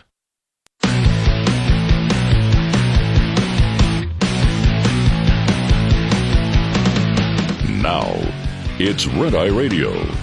Gary McNamara and Eric Harley talk about everything from politics to social issues and news of the day. Whether you're up late or you're just starting your day, welcome to the show. From the Uniden America Studios, this is Red Eye Radio. All across America, we are Red Eye Radio. He is Eric Harley, and I'm Gary McNamara. Good morning. All right, so talking about the entire allegations against Adam Schiff and the whistleblower out there, the White House on it big time. They're not backing off on it. They were prepared for the question that was answered because she had a statement in front of her. Caroline Levitt did yesterday, because you can tell when she's ad-lib, you can tell just by listening, if you're not watching it, when she ad-libs and when she reads. Yeah, right. She does both well, but you can tell the difference. Right. And so she had the talking points in front of her, which meant that the White House is going full bore. They're not sitting there, okay, they're not saying the Department of Justice. She came right out and said, no, President wants Adam Schiff held accountable for Russiagate. So it's not like, okay, he's going through the Department of Justice and he's hiding back when actually this is just his vendetta. No. You know? And what you do when those things happen, you're like, absolutely, we're going to hold him accountable. What he did was wrong. Here are the facts. Debate the facts. Right. Yep. But here's this back and forth yesterday, or really a back and a forth. Here we go. Thanks, Caroline. My question involves Russiagate. A whistleblower alleges that then Congressman Adam Schiff approved leaking classified information to smear President Trump's image during the Russiagate scandal. Does the president plan to investigate Adam Schiff, and what would accountability look like if more information confirms this report? The president has already said he wants to see Adam Schiff held accountable for the countless lies he told the American people in relation to the Russiagate scandal. I brought Tulsi Gabbard out to this podium to talk to you about all of that, and this administration is taking accountability very seriously. As for this new FBI whistleblower report, I understand Kash Patel last night declassified a 302 FBI document showing that a whistleblower who is a Democrat, a career intelligence officer who worked for Democrats on the House Intel Committee for more than a decade, repeatedly warned the FBI in 2017 that then Rep. Adam Schiff had approved leaking classified information to smear then President Donald Trump over the Russiagate scandal. This is obviously a bombshell whistleblower report. Hopefully more people in this room will cover it as such. And I have a quote from the FBI director for all of you. He has said this: "For years, certain officials used their positions to selectively leak classified information to shape political narratives. It was all done with one purpose: to weaponize intelligence and law enforcement for political gain. Those abuses eroded public trust in our institutions. The FBI will now lead the charge with our partners at DOJ, and Congress will have the chance to uncover how political power may have been weaponized and to restore accountability." That's what the administration is focused on, and hopefully we'll see some more media reports on this whistleblower allegation. If this were reversed, if this were allegations against the president or any of these cabinet officials, I'm sure everyone in this room would cover it as such. Is there anything inaccurate about that statement? No. No. No. And, you know, I think, again, let everything come out. Yeah. Who should be afraid of a complete investigation with plenty of sunshine on it? Right. For the American people to see. Because if it is a vendetta by Trump, it's going to look bad on Trump. Well, I mean, if he's behind it, I mean, this is a whistleblower, but again, whatever. Oh, I know. Whatever they want, right. You know, if you're making the case that it's his vendetta, then it won't end up good for him. Right. And Adam Schiff will be exonerated. Let's see where it goes. Why not? Let's see where this whole thing comes out in the wash. Why would you be afraid to look? Adam Schiff isn't above the law. It's not against the law to look into this. In fact, it's enforcing the law. Reading from Catherine Herridge, who said, I have obtained the newly declassified FBI interview summary from 2017 about intelligence leaks from the Russia probe. While the interview subject's name is withheld, it appears to be a member of the House Permanent Select Committee on Intelligence. Well, then that wouldn't be a staffer. That would be a member or a former member of Congress. That's what I find interesting. That's what I got out of that one. If it's someone that was on a committee? She said, while the interview subject's name is withheld, it appears to be a member of the House Permanent Select Committee on Intelligence. That's somebody in office, or I know. was in office. Yeah, that's not a staff member. by what she said there. I haven't seen that anywhere else. No. Then again, Catherine Herridge sometimes finds something that isn't that nobody else has. So that's not in quotes. That's her statement. Right. While the interview's subject name is withheld, it appears to be a member of the House Permanent Select Committee on Intelligence. Well, because the initial thing was it was a staff member that'd been there for 10 years. Well, if what she's saying ends up being true, that means it would be a Democrat. But then it said they were fired. That's what doesn't make sense. Yeah, because, the staff member was fired. Or then they weren't a member, then they Well, weren't. unless this is a different interview summary. Maybe it's something completely different. Oh. Okay, maybe it's separate of that. Okay. Oh. Yeah. Duh. Yeah, that could be a separate interview. According to the FBI report known as the 302, redacted, also noted Swalwell has been the source of a lot of leaked information and had to be counseled to be more careful. I have reached out to the staff for Swalwell for comment. Yeah. What about his girlfriend? Former girlfriend. These FBI records were also provided by Kash Patel to Congress. Well, we haven't heard about this one because this seems to be separate by the way that she wrote that than the staff member who was fired. Yeah. Oh. Yeah. That would be something, would it not? Wouldn't that be something if it was if there was a staff member and a Democrat member of Congress? Because that would be the question that I would have now. Now that we're we've been able to digest this a little bit over the last 24 hours. Of course, what happens is not that we come to conclusions, but we keep coming up with more questions. Well, because if he's there, was this just his staff that was leaking? Was it other members of was it other Democrat members that had agreed with him on this, that it just wasn't? And is that what gave him the confidence on going forward? Well, with it? wait a minute, hold it. It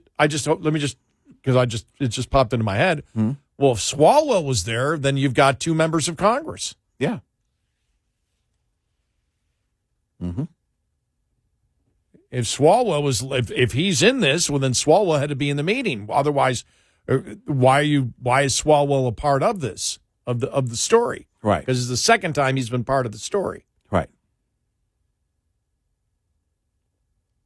So you had members of Congress.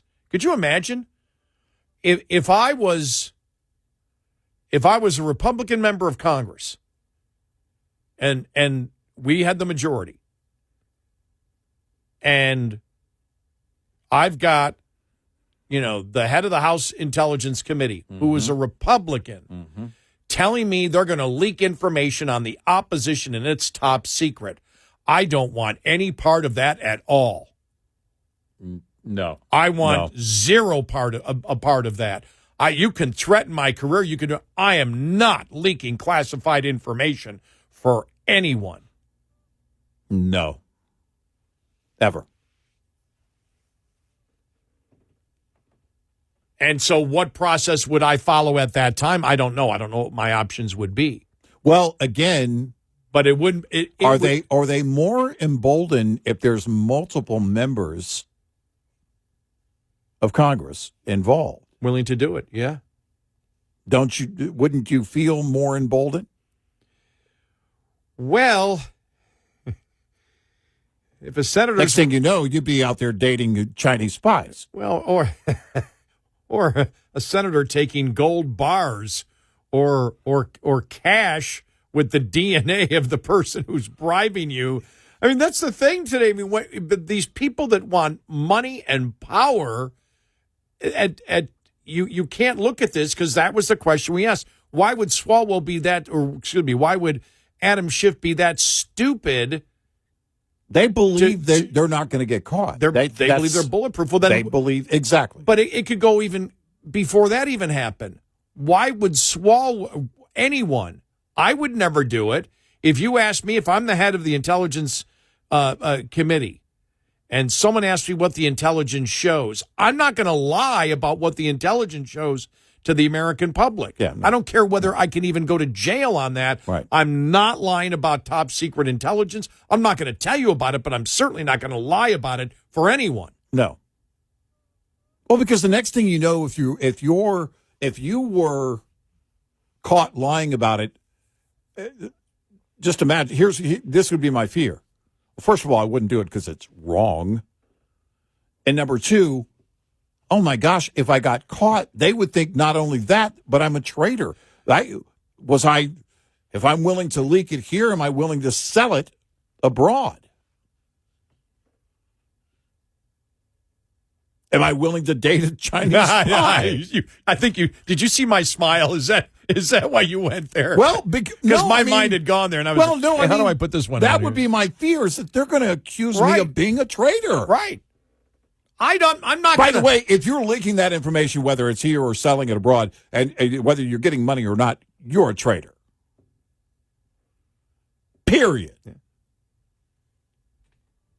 And I go back. You're right. The first reason you don't do it is because it's wrong. It's wrong, and I'm a patriot, and my loyalty is to the United States of America. But I keep thinking when I'm talking about it, I'm like, I'm not screwing around with top secret intelligence. I'm following every rule and regulation. This could put me in prison for 20 years. Right. I have a picture of a bald eagle on my fridge. Every time I go to get a snack, I have to look that bald eagle in the eye. Right. I mean, the number one reason is it's wrong. But again, that I sit there and say, why would you open yourself up? And that's why we brought up, whether it was Senator Menendez or the congressman. Where was it again? The guy with the in Louisiana. In Louisiana with the 50.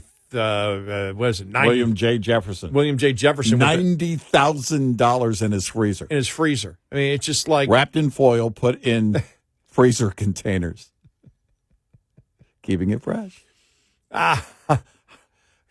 It's like it won't spoil that way. With all the technology and everything that exists today, I'm telling you, I never really watched all these, CSI shows, and I know they exaggerate what they actually have because I do watch the actual homicide shows, and they don't have all the computer screens and all these holograms all over the place. The first thing with Menendez, but they got the technology to do anything. Well, that's the thing. The first thing with Menendez, when someone pointed out, there were alternatives, he goes, "What the hell's Bitcoin?" Dude, you got gold bars? Yeah. Nobody has gold bars. But but you look at this, you're like, wow. But Turley's right. Someone's lying. Which means somebody's committed a felony. That's either pointing out, the whistleblower's committed a felony or Schiff's committed a felony. Who's got an incentive to lie? Right. Where's the incentive to lie? Usually the incentive to lie is when you're in a defensive posture. It's not coming out as, although that possibility does exist. Well, the incentive to lie, as we know, it's risen over the last couple of years, probably even over power or money. Would be TDS.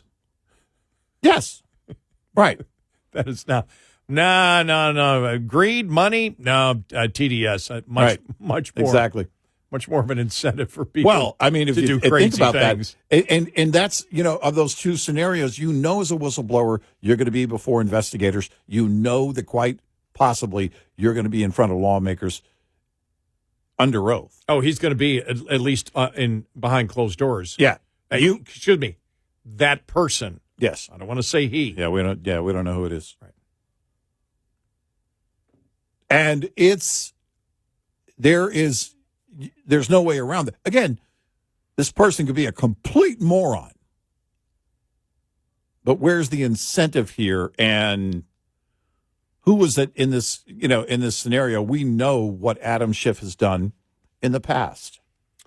But the other thing that makes me suspicious is they say it's a lifelong Democrat, and so what the administration is trying to get you to believe is there's a Democrat that their narrative is based on morality and ethics. That is kind of tough to believe. So there's that. The Trump administration is trying to sell you that there's a Democrat out there. That's what Democrats should use today. Donald Trump's trying to make you believe that one of us is actually pro-American. That's laughable. Next thing, Trump's going to try to tell you there are Democrats out there morals. that are anti-crime. We don't have morals. That's the weak. That is the weak link right there. It's a weak link for the Trump folks, administration. We may have had it wrong all along. 866-90-RED-I. Brought to you by Hot Shot Secret. Hi, I'm Jen Loomis, a transport safety expert at J.J. Keller, and I'm here to share a tip on compliance, safety, accountability. Compliance, Safety, Accountability, or CSA, is the FMCSA Safety Compliance and Enforcement Program. Its goal is to hold motor carriers and drivers accountable for highway safety and to reduce crashes, injuries, and fatalities on our roads. CSA does this by assessing the safety performance of motor carriers and drivers based on data collected during roadside inspections, crash reports, and FMCSA investigations. Based on the data that is compiled, motor carriers are assigned a score. The carrier is then grouped with other carriers who have had a similar number of safety events. Carrier scores within the group are then ranked to determine intervention priority. Low scores are better, so carriers with the highest scores are those that are most likely to be targeted for intervention by the FMCSA. Interventions range in severity and may include warning letters, roadside, off-site, or on-site inspections, civil penalties, or operation out-of-service orders. This tip was brought to you by J.J. Keller & Associates. Visit us at jjkeller.com. Lines open for your calls. 866-90-RED-I on Red Eye Radio.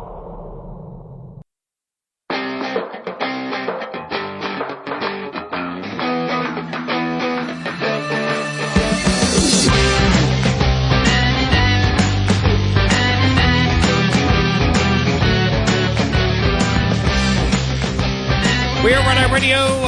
He's Eric Harley, and I'm Gary McNamara. There's a headline. We'll talk about it more coming up following the bottom of the hour. White House tames expectations for Trump-Putin summit. You and I talked about this earlier. We didn't have much expectation out of it because Zelensky's not going to be there. I always view this as Trump and Putin going to meet and size each other up. Yeah. That's how I viewed it.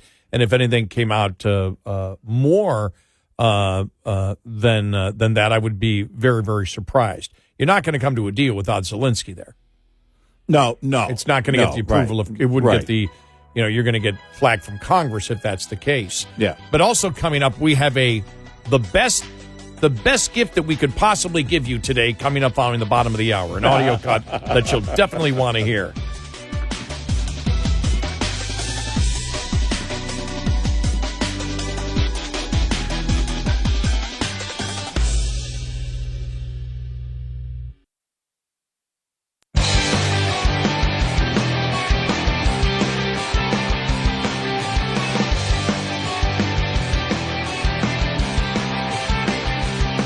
Catch all 5 hours of the show live every night on the Red Eye Radio app. Available in the App Store. Red Eye Radio. And he is Eric Harley, and I'm Gary McNamara. Welcome and good morning. Download our Red Eye Radio app today, and you can listen when and where you choose. All right, we're going to give you a few seconds here. Get a cup of coffee. Relax. If you're driving, you might want to pull over for this. Coming up, if you're getting out of the shower because you got to go to work, towel off, throw some clothes on. We'll give you a couple of moments. Get dressed, would you? Put your pants on, as Eric says. But we just want to make sure that give you just a couple of moments to prepare for this because it's a couple of minutes long. But believe me, it is worth it.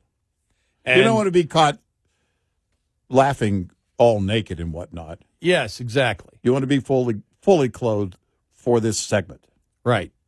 Because that would be, as Jerry Seinfeld would say, bad naked if you're laughing. That's right. So just to set this up a little bit, this went viral. I think it was Britt Hume I first saw post it, then later on I saw Scott Jennings post it, and a bunch of other people posted it because it was just like, what? Because it was the liberal John Oliver going after Chuck Schumer. It's like, well, what's he going after him for? And so I'll read you what Scott Jennings said. If you don't watch anything else today, watch this. Yeah. Or listen to it. Yeah. And behold that Chuck Schumer has invented fictional New Yorkers named the Baileys, developed an entire backstory for them over several years, and has based his entire worldview on these made-up people called the Baileys. And then he says, does he belong in the Senate or an asylum? Now, what you're about to hear is true. None of the names have been changed to protect the people that actually don't exist. Or the weirdos telling the weird stories. But this is just, well, I'm just going to play it. Yeah. You know? Yeah. It's really tough to have a setup better than what Scott Jennings put, which is, this is nuts. Here we go. This was John Oliver describing Chuck Schumer and his invisible made-up people. Yeah, I guess. That direct his life. Here we go. But I actually want to talk less about Chuck Schumer himself and more about two of his favourite people, Joe and Eileen Bailey. They're a couple that throughout Schumer's career, he has talked about a lot. They're a middle-class couple in Massapequa, which is a suburb on Long Island. Joe and Eileen Bailey, this middle-class couple, they bought into Reagan Republicanism in 1980. Joe and Eileen are worried about losing their jobs or their friends' jobs. The Baileys really don't believe in trickle-down. They don't believe in a whole lot of government spending, but they believe in tax breaks for kids to go to college. He's an insurance adjuster and lives in the New York suburbs. By New York standards, he makes $50,000 a year. If he lived in the middle of the country, he'd make $40,000. Wife works in a medical office. She makes about $20,000. She might make $15,000 elsewhere. And, you know, I have guided my political life through the Baileys. The Baileys have guided Chuck Schumer's political life, which is a little weird given they don't exist. Seriously, he invented them. Schumer first introduced the world to the Baileys in his 2007 book, Positively American, Winning Back the Middle-Class Majority, One Family at a Time. In it, he mentions the Baileys an astonishing 265 times in 264 pages. But he'd apparently been talking about them for years before the book was published. One of his former spokespeople said he's always asking, what would the Baileys think? And to be fair, Schumer acknowledges that some may find this a little weird. If you ask my staff, I've been talking about that and talking to the Baileys for 15 years. I have conversations with them. One of my staffers once said I had imaginary friends to the press. Got me in some trouble. But these people are real, and I respect them, and I really love them, and I care about them. Okay, sure, but they're literally not real, Chuck. But even if you can understand the potential utility of creating a prototypical voter in your head, this goes way beyond that, because Schumer's given the Baileys an unnecessarily detailed backstory. For instance, he said Joe takes off his cap and sings along with the national anthem before the occasional Islanders game. Okay. And when their daughter Megan, oh yeah, they've got kids by the way, told Eileen a friend was caught cheating on a quiz, Eileen was appalled because lying is not tolerated in the house ever. Also, Eileen apparently helps with the clothing drive at her church, and her father had a prostate cancer scare a few years ago. Again, this is a made-up family. None of these people exist. But wait, I'm still not done. Apparently Joe Bailey would never have a goatee. They watch Sex and the City and Desperate Housewives, though Joe pretends not to like either show. They think most baseball players probably take steroids, and if they were to ever go out to a Chinese restaurant, they would order Kung Pao chicken. That is a J.R.R. Tolkien level of gratuitous backstory, and I don't say that lightly. But the Baileys do seem to have a lot of sway over Schumer's politics, as he's brought them up when discussing everything from the 2008 financial crisis to cybersecurity, which he framed as protecting the security the Baileys feel when they go online to buy birthday presents. And to hear Schumer tell it, the Baileys' views can be complicated. The Baileys are not anti-immigration, but they are anti-illegal immigration. They really dislike the Enron executives who stole money, but they hate the people who burn the flag even more. They are pro-choice. They understand that a fundamental decision like that should be made by the individual, but they're glad their church isn't. Really? Are you sure about that? And the more you hear about the Baileys, the more it feels like they represent a very particular slice of the electorate. Schumer said that they supported the civil rights and anti-Vietnam War movements because they understood that morality was on the side of the protesters. But starting in the late 60s, when those protesters cursed the returning veterans and Stokely Carmichael advocated armed resistance against the white ruling class, the Baileys were lost, which, fun fact, is both a misleading history of the civil rights movement and what people who never supported it tend to say. And yet Schumer will insist the Baileys' concerns are widespread and that they could just as easily have been the Ramirez's of Port Chester, the Kims of Elk Grove, California, or the Saleems of Dearborn, Michigan. But crucially, for all he talks about how much he loves the Baileys, they don't seem to return that love. Because in 2021, he explained how the Baileys had voted in the past few presidential elections. They voted for Clinton and then they voted for Bush. They're not a member of one party or another. They're independent. Did they vote for Donald Trump? Both of them did in 2016. Joe Bailey still did in 2020 with misgivings. But she didn't. Yeah.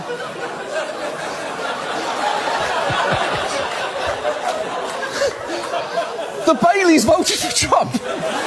And just this March, a reporter actually got an update on their voting history. You said the Baileys voted for Trump in 2016. They split Trump-Biden in 2020. I'm wondering who they voted for in 2024. Probably voted for Trump. Probably voted for Trump. But if you ask them why, I think they'd say, above all, crime. Okay, so to recap, of the 6 votes the Baileys had across the last 3 presidential elections, 5 went to Donald Trump, most recently because of crime, which, for what it's worth, was down in every category last year, with violent crime at its lowest rate in 20 years. They also think the civil rights movement went too far and aren't against immigration, just illegal immigration. And this is the couple who, in Chuck Schumer's own words, have guided his political life. And at this point, it might be worth asking, is that a good idea? Because the truth is, Schumer's devotion to his imaginary friends may help explain why he and the Democratic Party have been so underwhelming in recent years. Because he seems to be focusing a huge amount on the interest of the Baileys from Long Island, while forgetting other voters actually exist. And look, I'm not saying that we shouldn't think about how his messaging plays with suburban middle-class voters with pretty right-of-centre views, or that they're not theoretically winnable in the future. What I am saying is, by tailoring your policies so heavily to them, you are pulling yourself to the right. And in doing so, could be alienating not only the rest of your base, but new voters looking for a party that speaks for them. There you go. And people just, John Oliver is very far left. Yes. And so, but, you and I asked the question, why did he decide to do this? And it's because they want Schumer gone. But you think about it, Schumer's imaginary friends are Nazis. Yeah. By the Democrat standard. Right. They're white supremacist Nazis. Right. That's what guides Schumer.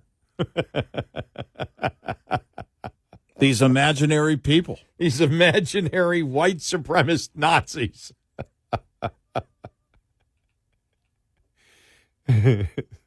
Let me ask you, do you think they lock their burgers on the raw side? I bet they do. Oh, my God.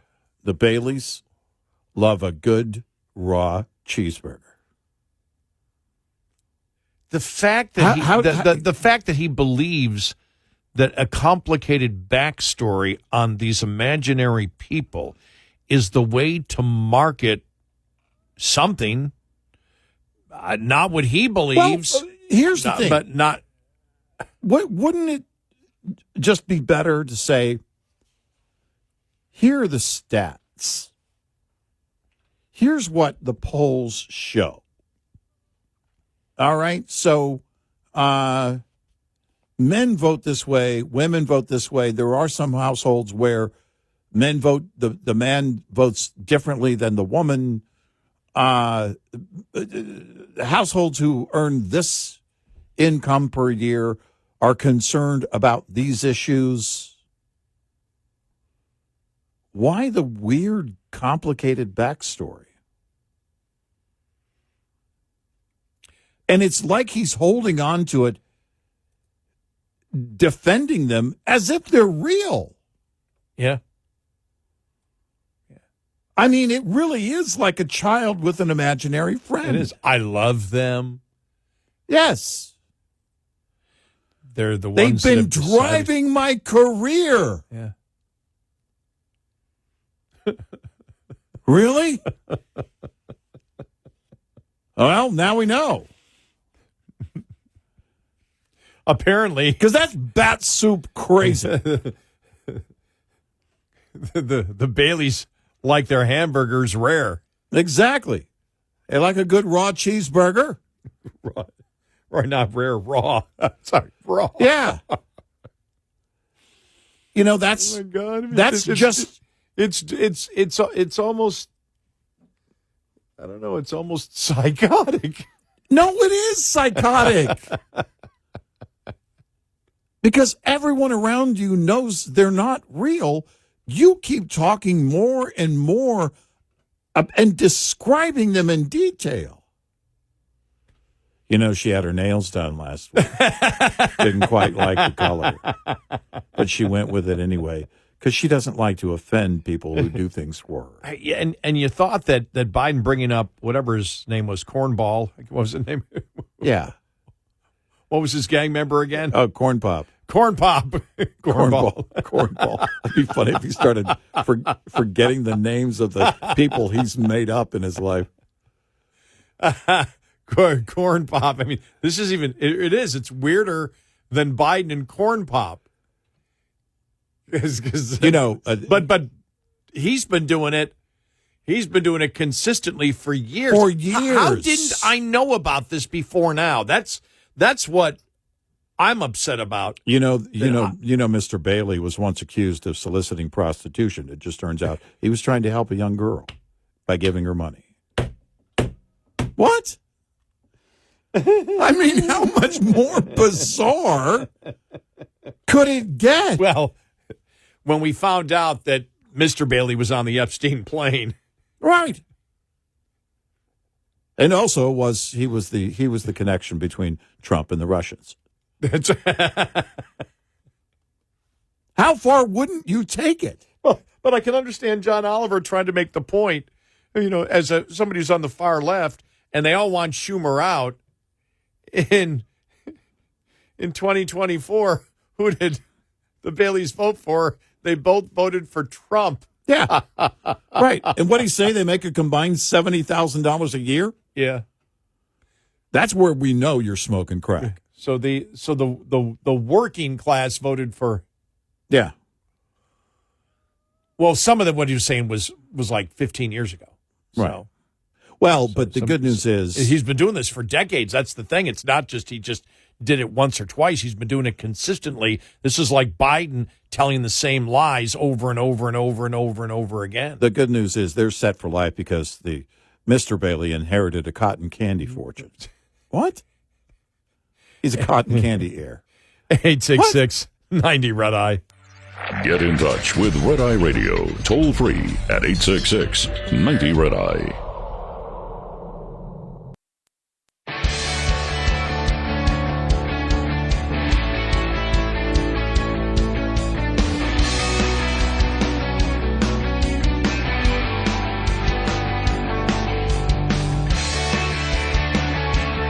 We are Red Eye Radio. He's Eric Harley, and I'm Gary McNamara. Good morning. Download our Red Eye Radio app today. Our show ends in an hour, and after our show's over, it becomes our podcast.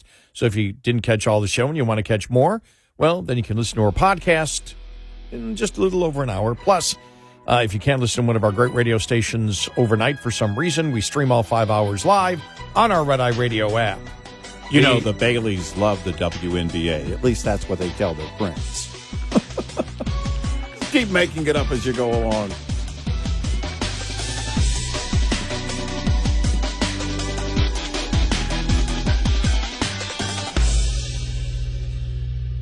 This is Red Eye Radio on Westwood One.